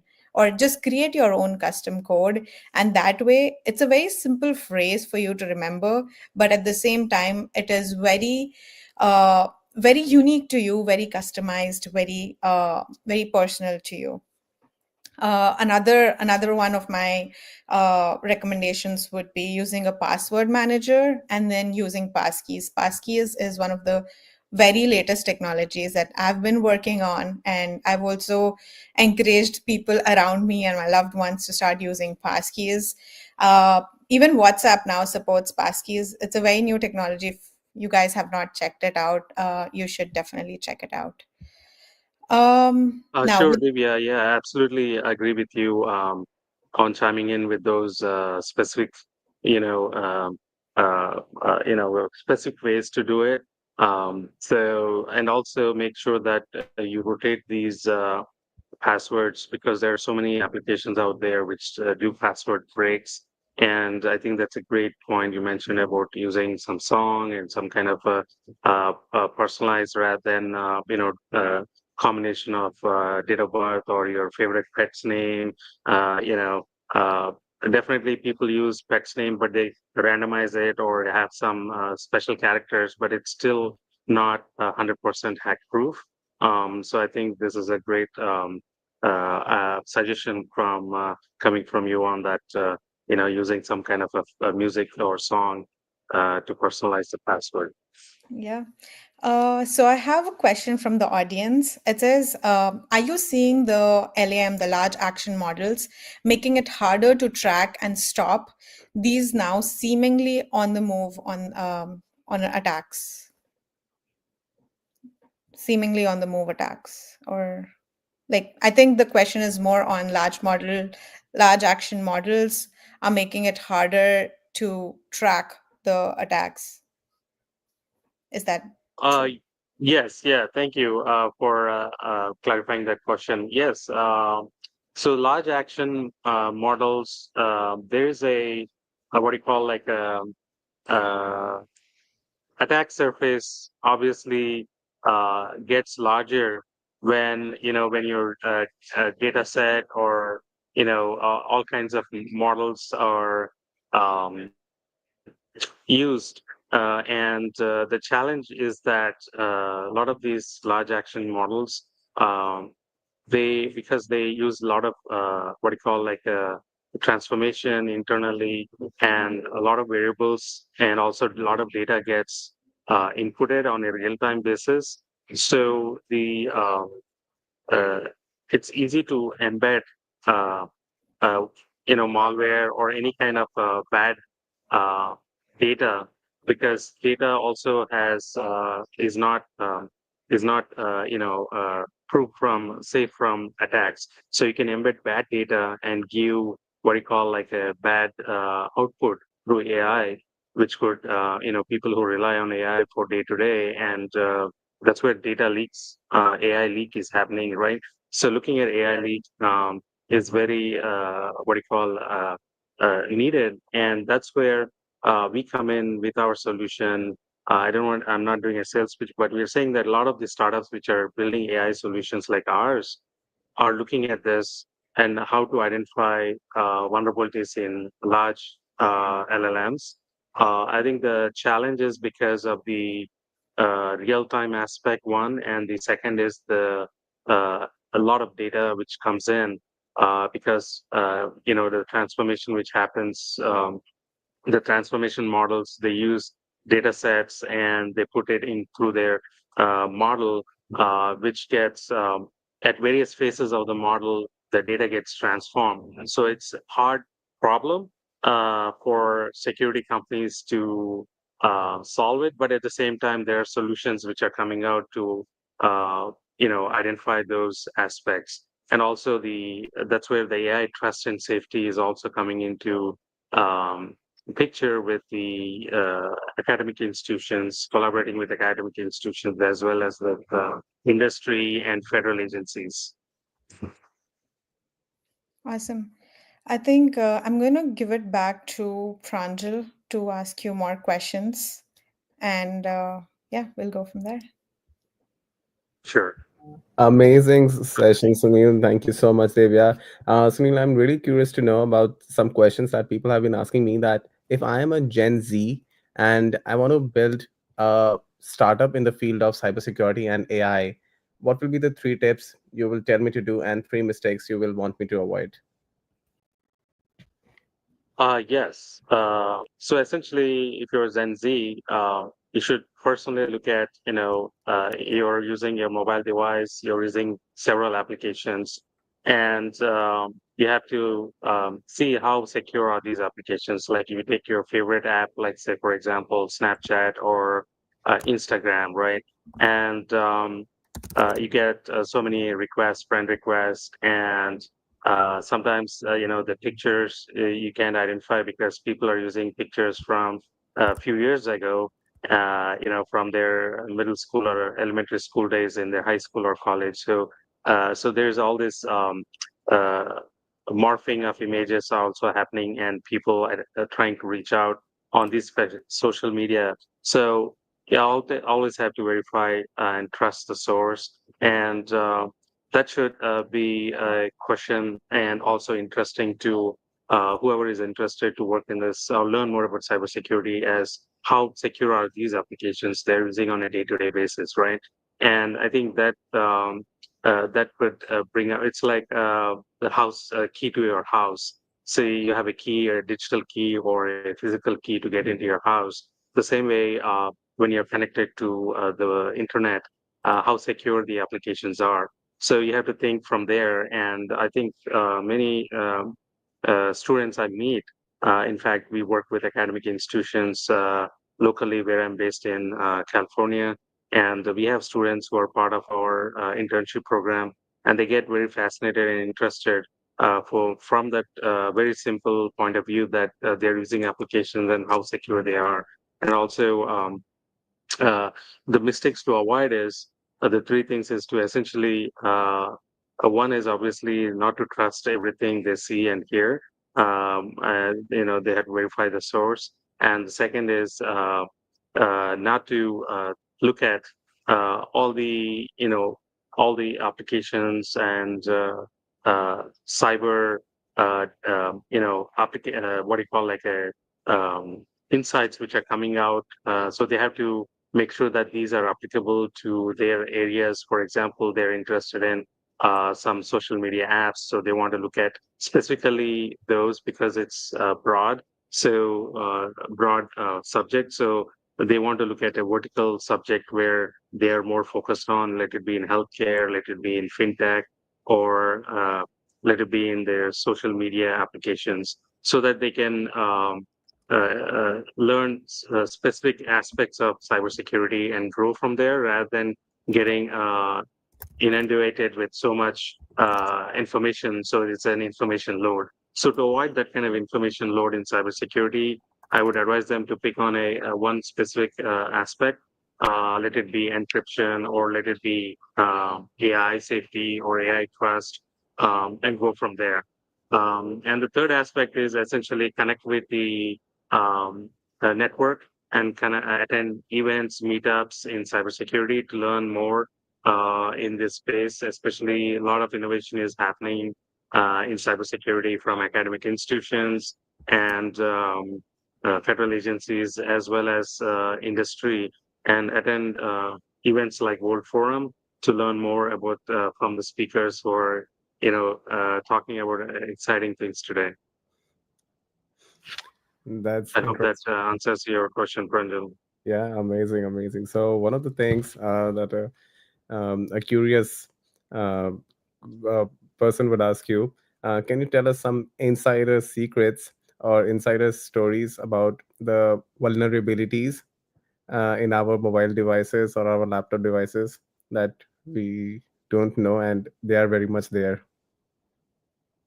Yeah. So even I am like, day in, day out, I'm very skeptical about, the software I'm using, the vulnerabilities. Like, for example, if you're a Microsoft laptop. Microsoft is always the Windows, software is always getting, upgrades every day. So I would say that you have to make sure that you're making sure that you have auto update on, and get updates so that you are on the latest and greatest, because they're doing a lot of research and trying to fix all the vulnerabilities which happen in Windows software, and also on your browser, because a browser is a more and more like a gateway into this internet connected world. I would say browser settings also have to be look for and prevent what do you call, like pop-ups, ads. You can set up all these what do you call, like a safe scan, go incognito mode to access any kind of information, so that your data is not getting stolen, or you don't leave data crumbs when you go from site to site. So that's one in a browser. And the third thing is especially run security scans on a regular basis on your laptop to detect vulnerabilities. And some of the any favorite anti-malware or antivirus software you have on your system. And also mobile devices also have like Bitdefender and other softwares you should download and scan your phone for any malware which is out there. So since increasing your phone is becoming the laptop with all applications and devices, all applications and connected to the network.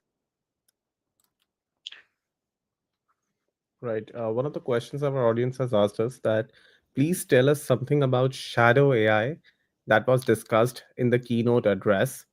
And shadow AI is something which researchers and practitioners are talking about. So we would love to hear something about that.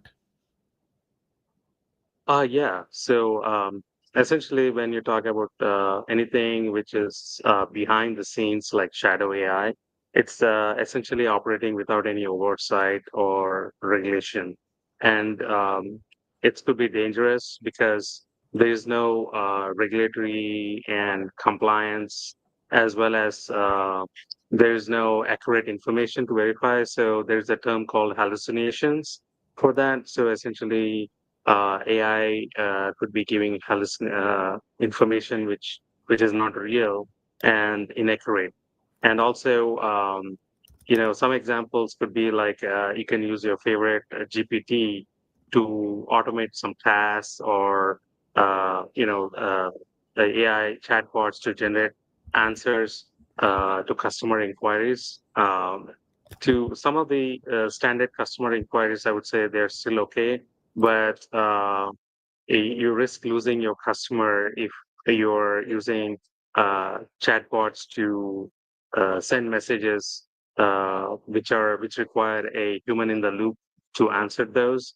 Um, so businesses have to be careful in using shadow AI where there is no oversight, and there is work which is going on from obviously from the government and academic institutions to how to regulate or audit um, AI usage, right? And also set some boundaries on how um, AI should be used in industries, specifically like I was in healthcare.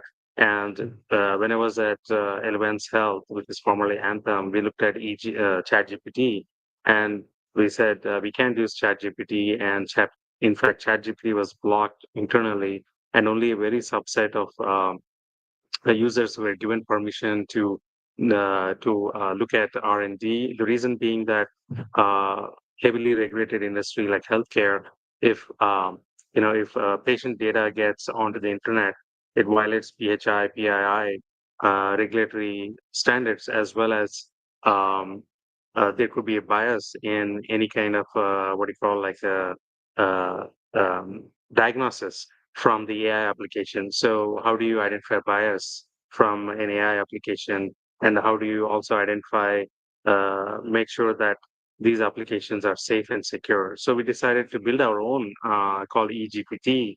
So a lot of companies are doing the same thing, especially who are in highly regulated industries. They would like to build their own GPT because of these reasons, because of the shadow AI capabilities. I hope that answers the question. Yes, absolutely, Sunil. It was amazing listening to you. Divya, great session moderation. Thank you very much. When we are talking about the AI age, cybersecurity becomes paramount. And this session between you two was amazing. Thank you so much for being with us today. And this brings us to a very important topic, which will be addressed by Justin Breen and Doug Shannon, who are going to talk about startups, AI, and life. So, when we are talking about startups, AI, and life, why this topic becomes so much important? Because in the last month itself, AI related startups raised $12.2 billion in funding. Just behind May of this year, the Elon Musk led generative AI startup XAI raised $12.8 billion, raising a $6 billion Series B funding, making it a valuation of $24 billion. We are seeing some crazy amounts. We are seeing startups coming in as AI as a startups model. But whenever we are talking about that stuff, what's happening in our lives? What's happening in the lives of founders? What's happening in the life of especially the new age founders or the new age entrepreneurs who are coming up? So this is going to be one of a great session which is going to be led by Justin Green. He is the CEO Epic Fit Network, and he's being joined by Doug Shannon. He's a global intelligent automation and Gen AI leader and a top 25 thought leader. So I thank you so much, guys, for being at this platform today. Over to you. Looking forward for a great session. Yeah. Yeah, good to be here. Ditto. So, cool. Yep. So You said Justin's going to lead it, right? you guys can go ahead. It's about a candid or frank conversation between you two. Like, what do you think about the crazy valuations, especially startups who are getting these days, about like billions of dollars of fundings? What do you guys think about that here? I think the big thing there is that there's a lot of unknown, right? And so it's new technology. There's a lot of people that see different value in that technology, where it's going. It's really depends on the perspective of where that's coming out, right? Like who sees what and when. And so if they're building some kind of product that people see value in, they're going to get better evaluations, right? But then I'm also seeing, at least in the startup spaces that I talk to and the different VCs that I talk to, like the venture capitalists, is that if you have, it's like still the classic view of if you bring in the right people with the right amount of exits and they've already done this before, they're getting the most attention. So it is still that kind of viewpoint. But yeah, Justin, I mean, are you seeing the same stuff? Oh, it's an interesting take. I live a very simple life, just connecting visionaries to serve humanity. Totally focused on that. And I was reading a good book by the late Dr. Wayne Dyer. I can see clearly now because it was talked before about all these big numbers or whatever. I don't really care about any of that stuff. And then it was discussed, well, what's actually happening with the founders behind that. That's actually I care much about that, far more about that. And so there's a great quote from this book. Before every big speech he gave, he would say this quote: "If you knew who walked beside you at all times on this path that you have chosen, you could never experience fear or doubt again." So all this stuff I'm doing, all this purpose and connecting visionaries, it's to honor a higher power. That's really what I think about. And to me, the rest of this stuff is a mask. It's a mask. People building things without looking into their own heart. So I'm far more concerned with how AI and ChatGPT and things like that can help, especially founders, but everyone, but especially founders, heal themselves first. Yeah, that's a very human approach, right? So, I mean, I'm seeing similar things on the technology side and the people I'm talking to. However, also the human aspect of like greed and wanting money and power gets into the play. And then who's in control of these larger LLMs or these larger models, and what are they doing? And are we computing around humans? Or are we computing with humans? And it seems the latter. It seems like we're computing without humans and kind of leaning that direction, and that's a concern. So I 100% agree, Justin. Like that's something that people should be looking at. I talk to similar things online about taking a human first approach and how do we enable, embolden, and empower humans to really drive these new technologies. So yeah, I mean, tell me Great some more point. about that. Oh, so just as background, my whole day, whole life is talking to the world's top visionaries, or folks that will do whatever it takes to become those folks. So, like, talk is meaningless to me. So, very grateful. Dr. Deepak Chopra is going to be writing an intro for my next book, and it's for those who have read The Alchemist or The Little Prince, it's that but real. So, very very grateful for that. And then just posted yesterday because I just kind of float around and whatever is supposed to happen is supposed to happen. But a great friend of mine is, one of the top folks in the music industry. I've been posting these poems about what's actually happening in society, and then using ChatGPT to create visuals for it. So I've been posting them, and then she messaged me, "Hey, we'd like to do a new version of one of the top songs from the 1980s about honoring a higher power and honoring self-love. Can you help us write it?" So I'm going to Nashville in a couple of weeks to do that. And then when you're singularly focused on this, my job in life is to create awareness, for what's actually going on. And there was a great quote from a Carl Jung disciple, Robert Johnson. Robert Johnson, who did a lot about shadow work. And the quote was, "For a select few, there's a determination to seek liberation from social hypnosis." So I think what you're talking about, the greed and the evil things behind that, that's the massive or the largest part of social hypnosis. So by making people aware of that, at least I can help, try to mitigate that. And then connecting visionaries to serve humanity, those are the ones that'll do what it takes to liberate everyone else. Yes, the classic life, love, and the pursuit of happiness, right? So it's interesting. I mean, on the social side, and we've seen how. I mean, I usually I depict it like this: like we lost like the social media war, right? Mm. You know, the younger generations, everybody that has a cell phone is on social media, Yeah. and I think we've been more divided Yeah. as a species, as a human Yes. aspect. We don't collaborate as much. Yes. There, I want to talk earlier, like during a break, and just talk about the aspect of like I could be an expert or you could be an expert, and then at the end of the day, no one really cares because they don't trust experts anymore.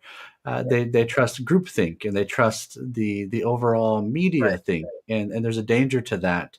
I even had a recent conversation with an individual that was building a company around that they were making it to where people could control the media they ingested. So you can only choose what you wanted to ingest. And that's also a dangerous thought to Yes. say, if you are going to choose to put blinders on, is that good or bad? And I would say it's bad because we have to have the discussion. Communication is the key to any species, any and all of us in the hundreds of years and things that we've been around and the hundreds of thousands of years that humanity has done its thing. It's communication and language is key to that. So Love it. yeah, And I think like a general question we could jump into is like when it comes down to businesses and from the startup space and like the life and things that you're leading and you're driving with these innovators, are you seeing more innovation coming out of small and medium sized businesses, or are you seeing enterprises taking off?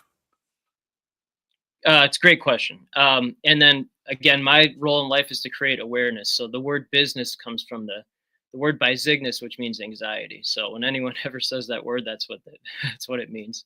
Yeah. Average means the word sale means dull and dirty. That's what the word sale means.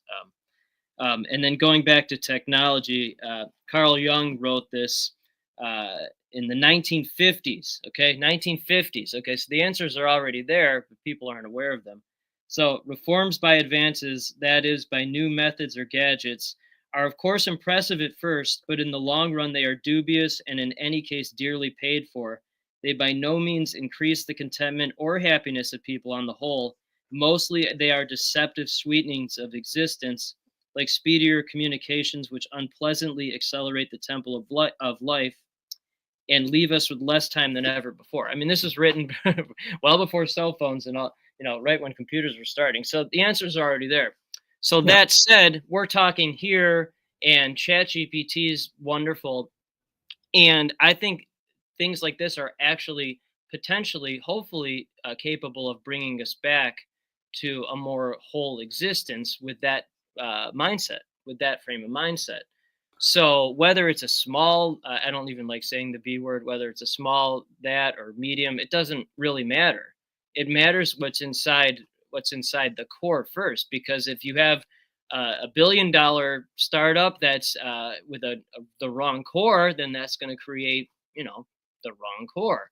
And if it's a smaller one with the right core, then it can create a larger core with the right one. So I live a very simple life focusing on one thing. And if I can focus on this one thing and help the right people focus on their things, then I can help the world. That is my role. Right. But I mean, very good points, and 100%. Like, but it's very value driven, right? Like, 100, like agreed. Like, we have lost our history. Like, people don't pay attention to history. They think that Right. history is for the Thank you. guys. They're all I dead and ignore gone, that. right? So I Yeah. connect with people that have not ignored that, and then they try to help everyone else. Yeah. So the history definitely repeats, and to the quote that you said, like, yes, the more we create, the more we indulge, the more we take on different things, like we're being distracted, and they are Yeah. distractions, and those distractions take away from the things that really matter to us. And you can see Yeah. this, when I speak over in Europe versus I speak in the United States, there's Mm. the massive culture difference of like people in the United States live to work and people in Europe work to live. Like there is a massive change in culture and understanding there. Like they're, I would say, more in general, Europeans are more happier than the United States folks, because in the United States we live the rat race. We just don't Yeah. stop. We just keep going, and Yeah. that our grit is fantastic. Yet our mental stability may not be so well. And so that goes to some of the stuff that you talk to, and then I hear that The I'm number one talking. role of AI. That's the number to me, and I've said this for years. The number one role of ChatGPT AI is to help people help themselves, which that can be. I've seen it personally, and from again. So there are four things that separate visionaries from non-visionaries. Okay, so everything in my life is a pattern. There are only four things that I've seen, and all I do is talk to the world's top visionaries, not business owners, not consultants, not employees. I just talk to visionaries. Okay.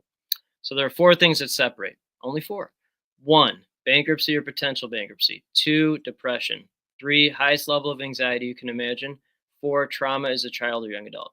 So non-visionaries, those four things are excuses. Visionary, figure it out. That's so what a visionary actually is. And I'm not counting silver spoons in this. That's a different discussion. But since COVID, I've talked to 8 or 9 folks, less than three of those four things. Less than three of the four. Most of the people I talk to are all four. I'm three of the four things. So what a visionary actually is they're the most damaged person with the best coping skills. Coping means to fight, and so they have the highest IQ and highest EQ. So if those folks can heal themselves consciously, then they can help heal the world. The key is they have to heal themselves first. Isn't that more like an emotional? You said EQ, emotional intelligence, right? But then Yeah. isn't it also they can empathize? They've Yes. been through it. And humans, we're notoriously horrible at not empathizing because Yes. it's we look at there's a car wreck on the highway and we look at it and we go, oh, that's not us at least, and oh, but what did they do wrong so I don't do that? And so you look for that humanity in it. You don't realize you're doing it, but people do this.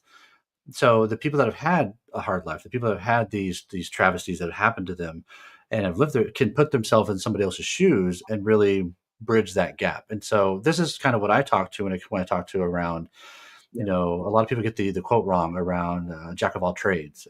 So, oh, a jack of all trades is a master of none. Yeah, that's that part of the quote. The rest of it Mm. is it's up onto a master of one. And so when you actually take the whole quote at its purpose, you can see, wait, it's actually better to have perception or an insight into many different things because I'm going to be better than one person that's really good at one thing. But it's been kind of truncated on purpose almost to kind of make people feel better, I guess. I don't know. But Hmm. in general, yeah, no, I think you're onto something there, right? I think it's Thanks. definitely it's a very human, and really we're talking about technology, and we're talking about innovation. We're talking about in the last 200 years, everything's literally been invented. Not everything yet, because it's still being invented, but Right. all the things that we know in our life and everything in my background has been invented Hmm. to be created in the last like 200 years. That was I pulled that from a guy I know on LinkedIn. His name's Aragon. He's fantastic.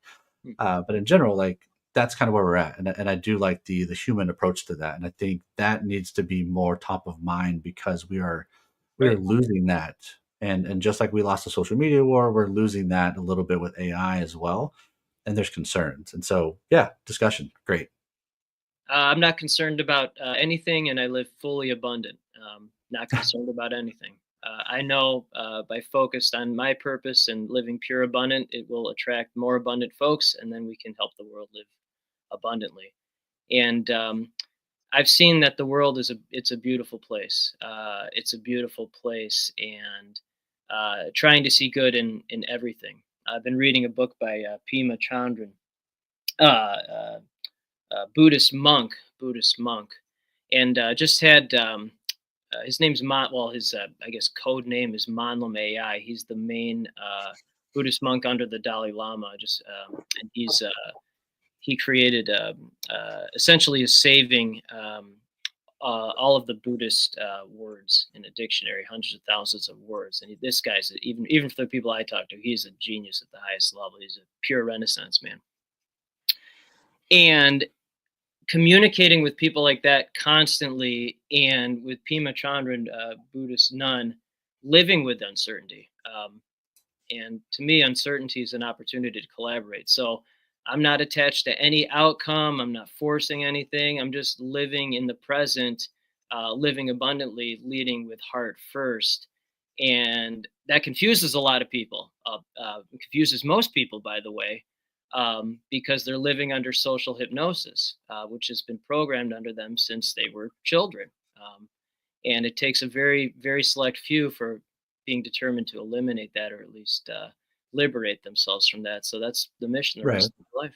But that's hard, right? It's hard to say because we can't talk for other people. We can't control other people. We can only No, control ourselves. right? Hence the fact that you live the life that you do, and it's fantastic because you put out that energy, if you want to call it that, and then you Yes, meet other people like that. yes.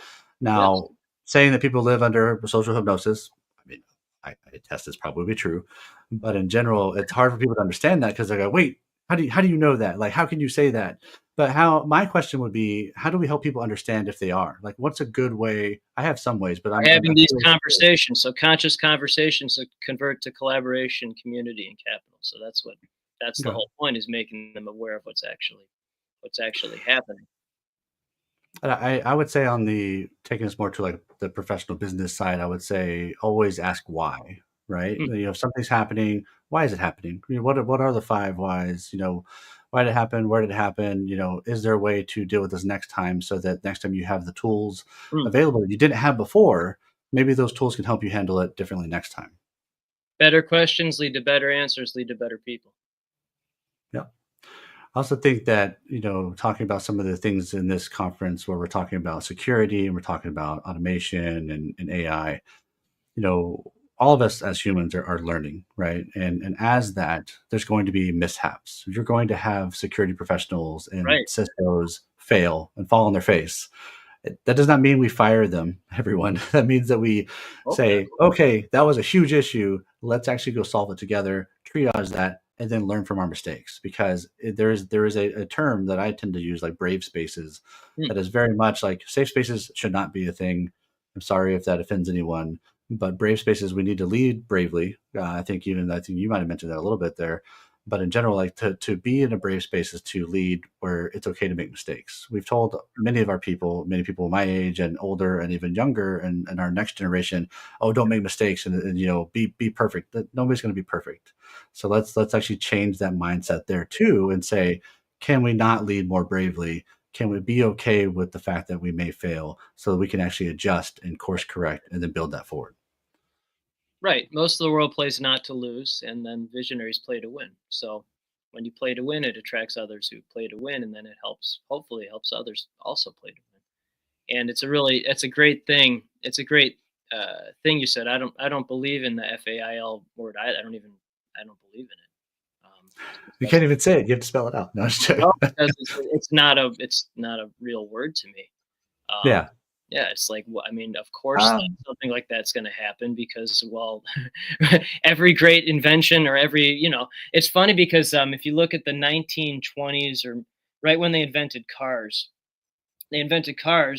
cars, right? Oh, and then there were still horses and buggies on the streets, and a lot, streets were dirt still. And so if you go look at those photos with the massive intersection issues with literally poop on the road, I mean, so figure it out. It's gonna be okay, and and it's a real. I don't consider it a mindset shift. I actually consider it a heart set shift. Everything to me is a heart gut intuition first, not the mindset. It's actually leading with my heart first. Leading with my heart. The heart has lots of little brains in it. Lots of little brains. So the heart's actually far more powerful than the brain. But just realizing that it's okay if something doesn't work, and it's okay if something does work. I mean, it's okay. So it's not bad, it's not good, it's just fine. Like it's not a big deal. But people, which is fine. Social hypnosis, they've been taught to play not to lose, or be afraid of something, or oh, I shouldn't be doing this, or hey, I have to get 100 instead of, like, think it started 100 and then points get taken down, as opposed to starting from zero and points go up. So it's complete social hypnosis. That's what's happened in our society and our world. So it's being aware of that. yeah. It's a hard area to talk to the why of that. There's no one solution beats all. Definitely having a mindset helps the individuals. It helps get people through hard times. Yep. Yeah, no, it's interesting. I mean, some people say like change is the only constant. I know I'm quoted saying that I do believe that failure is actually probably one of the only constants because like humans do tend to fail and it's okay to do so because that's how you learn, right? We all learn from falling on our face and we go, wow, that sucked, that hurt. I don't want to do that ever again. how do I do that differently? And sometimes, and that's where it goes back to having conversations, talking to different people, and maybe finding a mentor or helping 100%. mentees. Like you may be good at something, so get some mentees, get some people that need the help that you needed when you were there. Like give that change that gives back. But when you do have those questions, try to seek others. You'll find it, and some people don't have the not social skills, but like the ability. They feel like nobody's going to listen to them. But I can tell you, anybody that reaches out to most people, you'll find that there's people that are willing to give back. They may not know who needs their help, and people don't want to inject themselves into that Yep. either. And so there's ways to look at it, but definitely always ask. Like people should be more open, and people should be more receptive. And again, it goes back to emotional intelligence, like you were talking about, Justin. Thank you. We're saying the same things in collaborative ways. I don't believe in competition, only collaboration. And one of the chapters in the Epic Journey manuscript is about receivership. And again, I just talked to the visionaries. Okay, I talked to I guess if you want to call them founders or whatever that is. Um, and visionaries, for the most part, not always, but for the most part, have the hardest time asking for help, because they're always helping others, always, and many times at the expense of their own mental health or emotional health or physical health. And so actually asking for help, receivership, um, is the most powerful thing a visionary can do, because they have the most opportunity with their IQ and EQ to help the most people. And it's actually a disservice to their own service to not ask for help. So by not asking for help, you're disserving yourself. So that's something I've certainly learned in the past year, if not more, and then hopefully helping others learn that as well. And then to your other point, for me, every meeting is an opportunity for mentorship, including this one. Every meeting is an opportunity for mentorship, and that's what I consider everything, is like an opportunity, hopefully for me to learn something, and hopefully for me to help others learn. That's really every conversation that I have. And so when you're constantly learning, constantly curious, constantly gaining knowledge, then you can help more people. So this is, I think, a great example of that. It's true. Then that's amazing to hear both of you. And I got some questions for both of you from our audience. Okay. The session's going great. So, Doug, I'll go with you. When we talk about the American dream, like working for upward economic mobility, having economic success to lead a comfortable life, today in the age of AI, do you think is that dream still relevant for a new Gen Z, a new age entrepreneur who wants to dream of becoming successful in the US or Silicon Valley? Yeah, I mean, you should always have hope, and you should always drive to be the best self you can be, right? And then, is that American dream there? It depends on your American dream, like really, because everybody has a different dream. They want to be a Great millionaire, answer. billionaire, what have they? But when you're driving down the path, I mean, to the point of this conversation that we're having, is very real life conversation of how to change a mindset, how to live understand your history of where you're coming from, and do the research and understand it's okay to be wrong, or it's okay to be like not have all the answers, because none of us do, and to really engage and discuss and have conversations and drive it forward.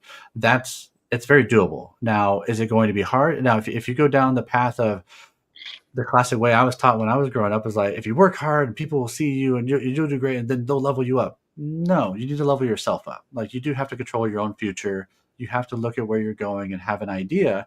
And even if you have to have like a mind map, or some people say like, I need to have like words of affirmation. Sure, I don't do that, but like I know people that do, and it works for them. Like, it gives them that hope, or gives them that energy, right? It gives them that like ability to be like, I want to be this type of person. I want to do this. I want to drive to that. I've heard many people talk about, emboldening, or like trying to become the avatars they wish they were. And when you have that mindset, you might achieve it. And very much, if you take the steps towards it, you're going to get somewhere. Right, amazing. So, Justin, one of the question to you is that tell us one failure that you are most grateful for, and what did it teach you? Oh, well, I don't believe in that word, but the 7 years ago I was a journalist for 20 years, so usually I'm the one asking questions. But 7 years ago, had job salary cut in half, Couldn't find a job incorporated with zero background. I still don't know what an S corp is. I don't want to know. And then I was working full time at half the salary, and while doing that, over 6 weeks, reached out to 5,000 people to find first five clients for first company. And then now here we are, 2 companies later, and now people like Deepak Chopra are writing intros for books. So I don't really believe in that word because um, everything to me is an opportunity to learn and get better. And I guess if you want to call it a setback or a learning experience, I'm most grateful for those. Most grateful because that's where the true learning about yourself, your grit, as you said earlier, most importantly, how to actually love yourself first. Love yourself unconditionally so you can unconditionally love others. Yeah. You're the only you're ever going to be, so you might as well enjoy it. That's great. Doug, if AI could predict your future, what would you what would you want to know? Why or why not? Ooh, what would I want to know? I kind of don't. Yeah, I kind of don't want to know my future, but in general, it was interesting because using AI and being in the AI space and being one of the leaders that's talking to this and trying to bridge the gaps and do so for the enterprise side because I'm a practitioner on the enterprise side and trying to help companies figure out where to go, what to do, and how to leverage it in the right ways that you lose your humanity and you don't lose like the fact that your customers are your first employees. Mm. The aspect there is that how do we build it into I asked AI, I was like, tell me about myself, and it actually told me some interesting things. Yes. I was very, I do take a very human first approach, and I was actually impressed that it could get that out of my writings, out of the things that I talk Yep. about. And I was like, okay, that's cool. Now, how do I use that?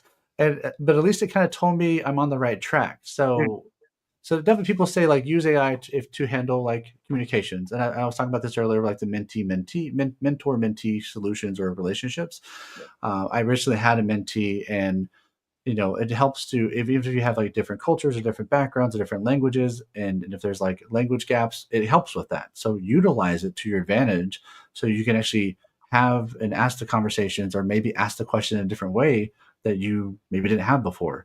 And so that kind of thing, again, back to discussions, the same thing that Justin and I are talking about here, getting out there, talking, engaging with different people. That's where AI can be really handy, and I think that's really where the future is going to be. We are very much talking about Gen AI and LLMs, and it is very much becoming a language layer. It is not the end all be all. It is a very much a language layer, a communications layer, and there will be much more AI in the future that's coming out that is not communication. And so that's I think where I'd probably leave that. Yeah, that's great. Just a last question to Justin. Okay. We know your book is coming up next, and we're really excited to know about that. So, if AI wrote your autobiography, what would the title it will be? uh, Misunderstood. Misunderstood. My favorite quote is from Emerson, Ralph Waldo Emerson: "To be great is to be misunderstood." So it's okay to be misunderstood, and then visionaries are the most misunderstood people on the planet. And then real quick. So the books and movie documentary discussions as well. And I don't know anything about the movie or documentary industry, so I asked AI to do a log line, which is like a movie script. And so I sent it out to my movie friends, and they were actually quite impressed with it. And then also asked AI to do a 25-second trailer of the movie documentary logline, and it did that as well. And then to your earlier point, I actually posted a lot of that on social media because I have a pretty big following, and that created awareness of what I was doing, but hopefully, again, created awareness for others to maybe inspire them to do something themselves like that. Amazing. So, as we wrap up this session, it's clear that the intersection of startups, AI, and life is not just reshaping industries, but redefining the way we live and the way we think about the future.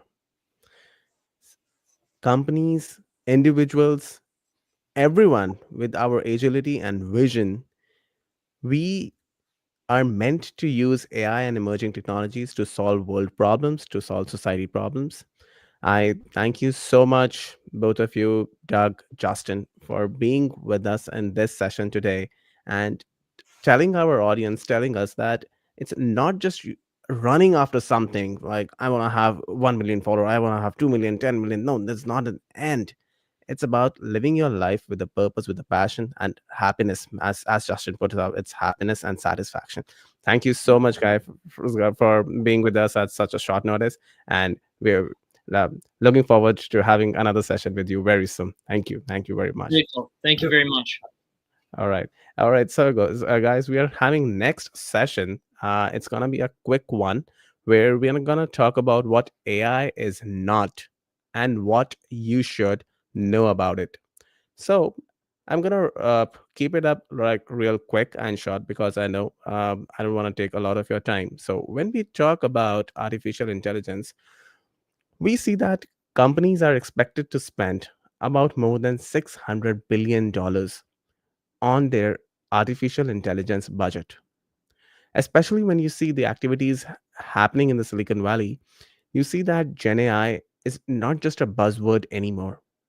More than 70% companies have shown interest in adopting AI and using Gen AI for productivity enhancement, for using it in their operations, for improving the customer service or the customer deliverability that they are providing it.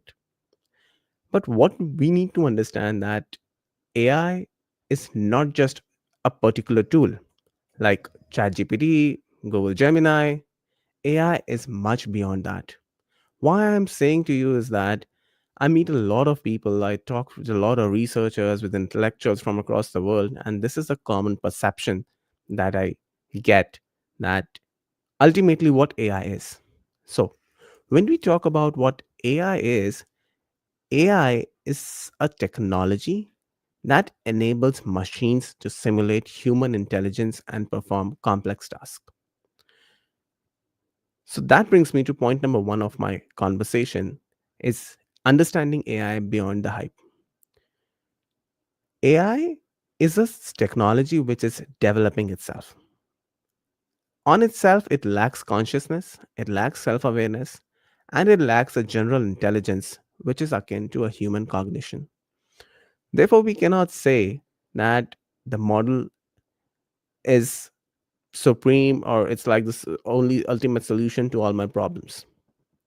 So when I say that, I'm trying to distinguish between AI and a search engine. The a question which I get a lot, that if I can ask ChatGPT or if I can ask Gemini, why do I need to go for Google? No, the Google acts as a search engine. AI, they are acting as a LLM, large language models.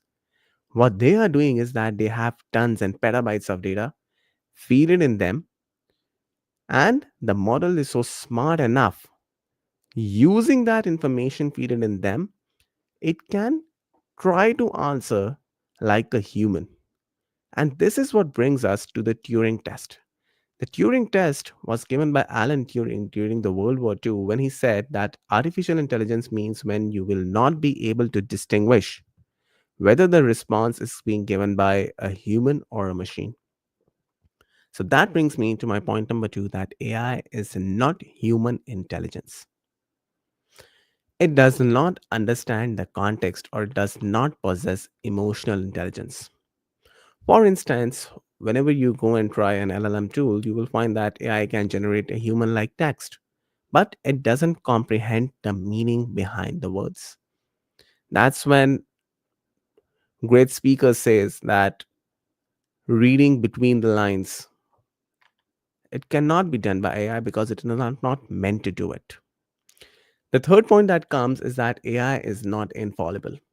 It is a critical point that the outputs that your LLM is giving you is only as reliable as the data it is trained on.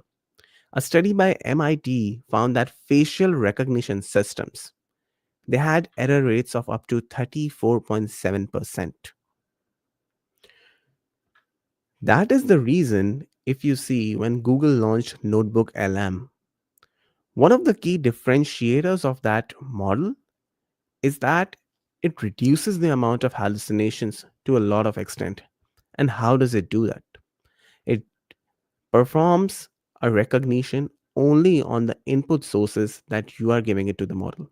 So if I differentiate ChatGPT, Google Gemini, Notebook LM on 3 aspects, I will find that ChatGPT and Gemini they have a higher amount of hallucinations because they are working upon entire data which is feeded in their knowledge. However, Notebook LM is working on the sources that you are giving it. For example, today it has a value of up to 50 sources. You can import websites, YouTube links, documents, PDFs, and based upon that, it will give you the answers only to the questions you are looking to from the document, reducing the rate of hallucinations. Which brings me to point number four. AI is not autonomous decision making. AI doesn't make autonomous decisions in the way humans do. It follows programmed instructions and learned patterns. In complex or unforeseen situations, AI may fail to respond appropriately. For example, autonomous vehicles. They have faced significant challenges in interpreting unpredictable human behavior on the road, leading to accidents. That is the reason that Waymo is still operating a lot in San Francisco but facing challenges. AI is not a replacement for human jobs. There is a widespread fear that AI will replace human jobs entirely. While AI can automate repetitive tasks, it also creates new opportunities. The World Economic Forum's Future of Jobs report 2020 predicts that AI will displace 85 million jobs by 2025 but also create 97 million new roles, emphasizing the shift rather than elimination of employment. So when I'm saying that what AI is not, number one, I told you that AI is not just a particular tool like ChatGPT, Google Gemini, Claude Anthropic, Perplexity, and so many. They are being created at a huge rate every day. Number two, AI is not a human intelligence. We can see that it will work as much as we train it to do. So this brings us to the field of what you should know about it. The number one thing is that you should know about prompt engineering. As I say that any LLM, it performs as well as you train it. And prompt engineering is a field which helps you understand how can you improve the interaction that you are having with the AI and with the LLM. I'm happy to share that I have my book coming up on prompt engineering very soon that I will be sharing with you, wherein we are talking about what are the different techniques that we should use to prompt that model or that system. For example, if you whenever you go next to use your ChatGPT or Gemini, if you just ask in like, give me the top five places that I should go for tourism and for Christmas 2024. While if you give it more context, create persona, create task, create framework, and give it some roles about what you want to ask it. For example, I am a frequent traveler. My job is to travel around the world and I like to hike a lot and do trekking. Now give me the top 10 places where should I go in the US, in India, in Asia, in Europe. That's how you'll get a better answer. And we can have a very separate session on prompt engineering as well. The next thing you should know is about AI needs human oversight. I was listening to the CEO of Uber, Travis. He was talking about that they are coming up with autonomous restaurants wherein everything will be driven by machines and that will have minimal staff and even no staff restaurants, and they are operational today. But one of the things is that human judgment is essential to guide AI applications, interpret the results, and make ethical decisions. So even if we have machines do a lot of stuff, AI will need human oversight to make it better. The next thing is that AI is a tool and not a sentient being. AI serves as a powerful tool to augment our human capabilities, but it does not possess consciousness or self awareness. Therefore, its impact varies across industries. Its influence differs by sectors. In healthcare, example, AI assists in diagnostics, while in finance, it aids in fraud detection. The particular impact varies across industries. So when we say that AI will take away my job. No, you have to give it a context. In what context are you talking about? It's very clear now that AI will not take your job, but AI will change the way how you work at your job. The last point that I would like to discuss is about that AI development is ongoing. It is a rapidly evolving field. Continuous learning and adaptations are necessary to keep pace with the advancements. Therefore, understanding what AI is not is as crucial as understanding what AI is. By understanding the myths that are going out there, we need to understand how do we use AI responsibly. Whenever we are talking about responsible AI or explainable AI, we are not just talking about understanding what output the AI model is giving. We are trying to understand the impact of that AI on our operations. For example, when we say that artificial intelligence is great, then we are ignoring the amount of environmental impact it is having. To create those LLMs, to power those LLMs, huge amount of electricity is being burnt, huge amount of fossil fuels impact is coming up. What about the GPUs? There is a scarcity, there is geopolitical tensions about that aspects. So when we talk about responsible AI, we are talking about three things. Number one, using AI to, in an ethical manner. You cannot go and just ask any LLM to give me the passwords and bank accounts of your CEOs. The number two aspects is considering its impact on environment, what how environment is being affected. Number three major aspect is about diversity and inclusion. You see, when we talk about technological inclusion, technological divide, when there's so much digital illiteracy, how can you say that AI will be more inclusive?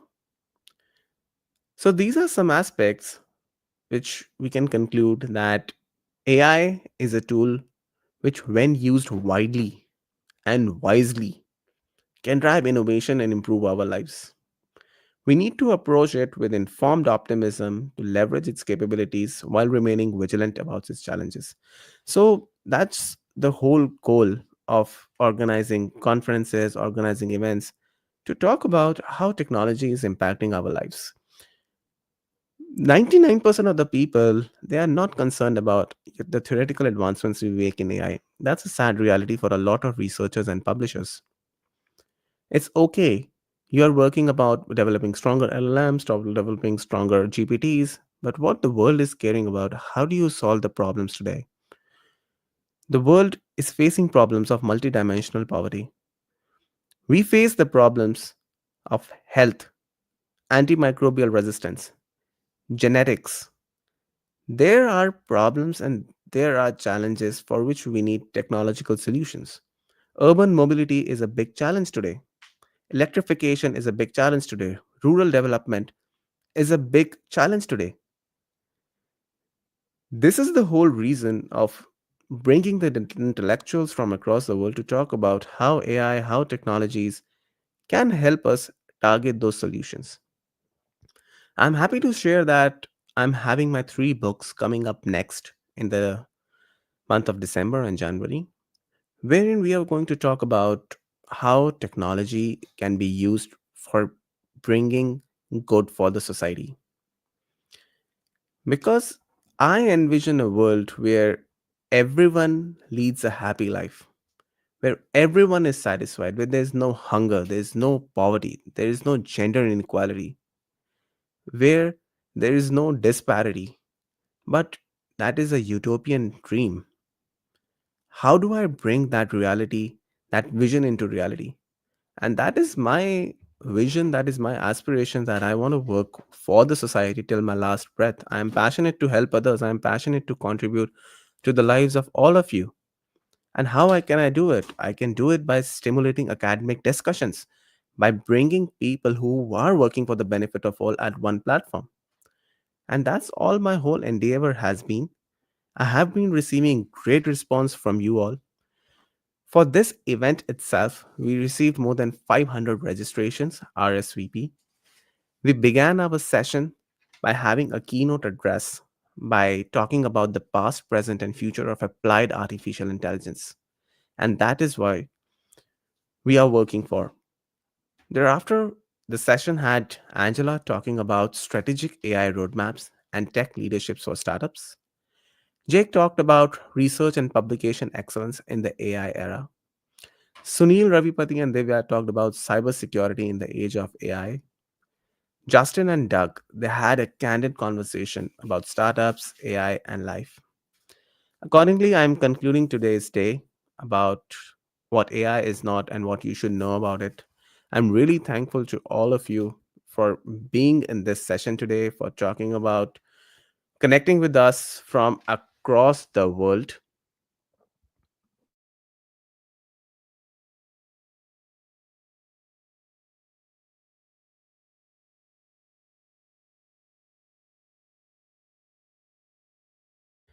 It was great meeting you all. That was with this we mark the end of our day 1. Day 2 begins sharp at 8 p.m. PST, November 15. We're gonna have speakers and audiences from US, um, Australia, Singapore, and India, and really wish to see you there soon. And we're gonna continue this conversation till we have a great impact. Thank you so much. With this, we end our today's session. Thank you so much. Have a great day. Work for society. Be happy. Thank you. Bye bye.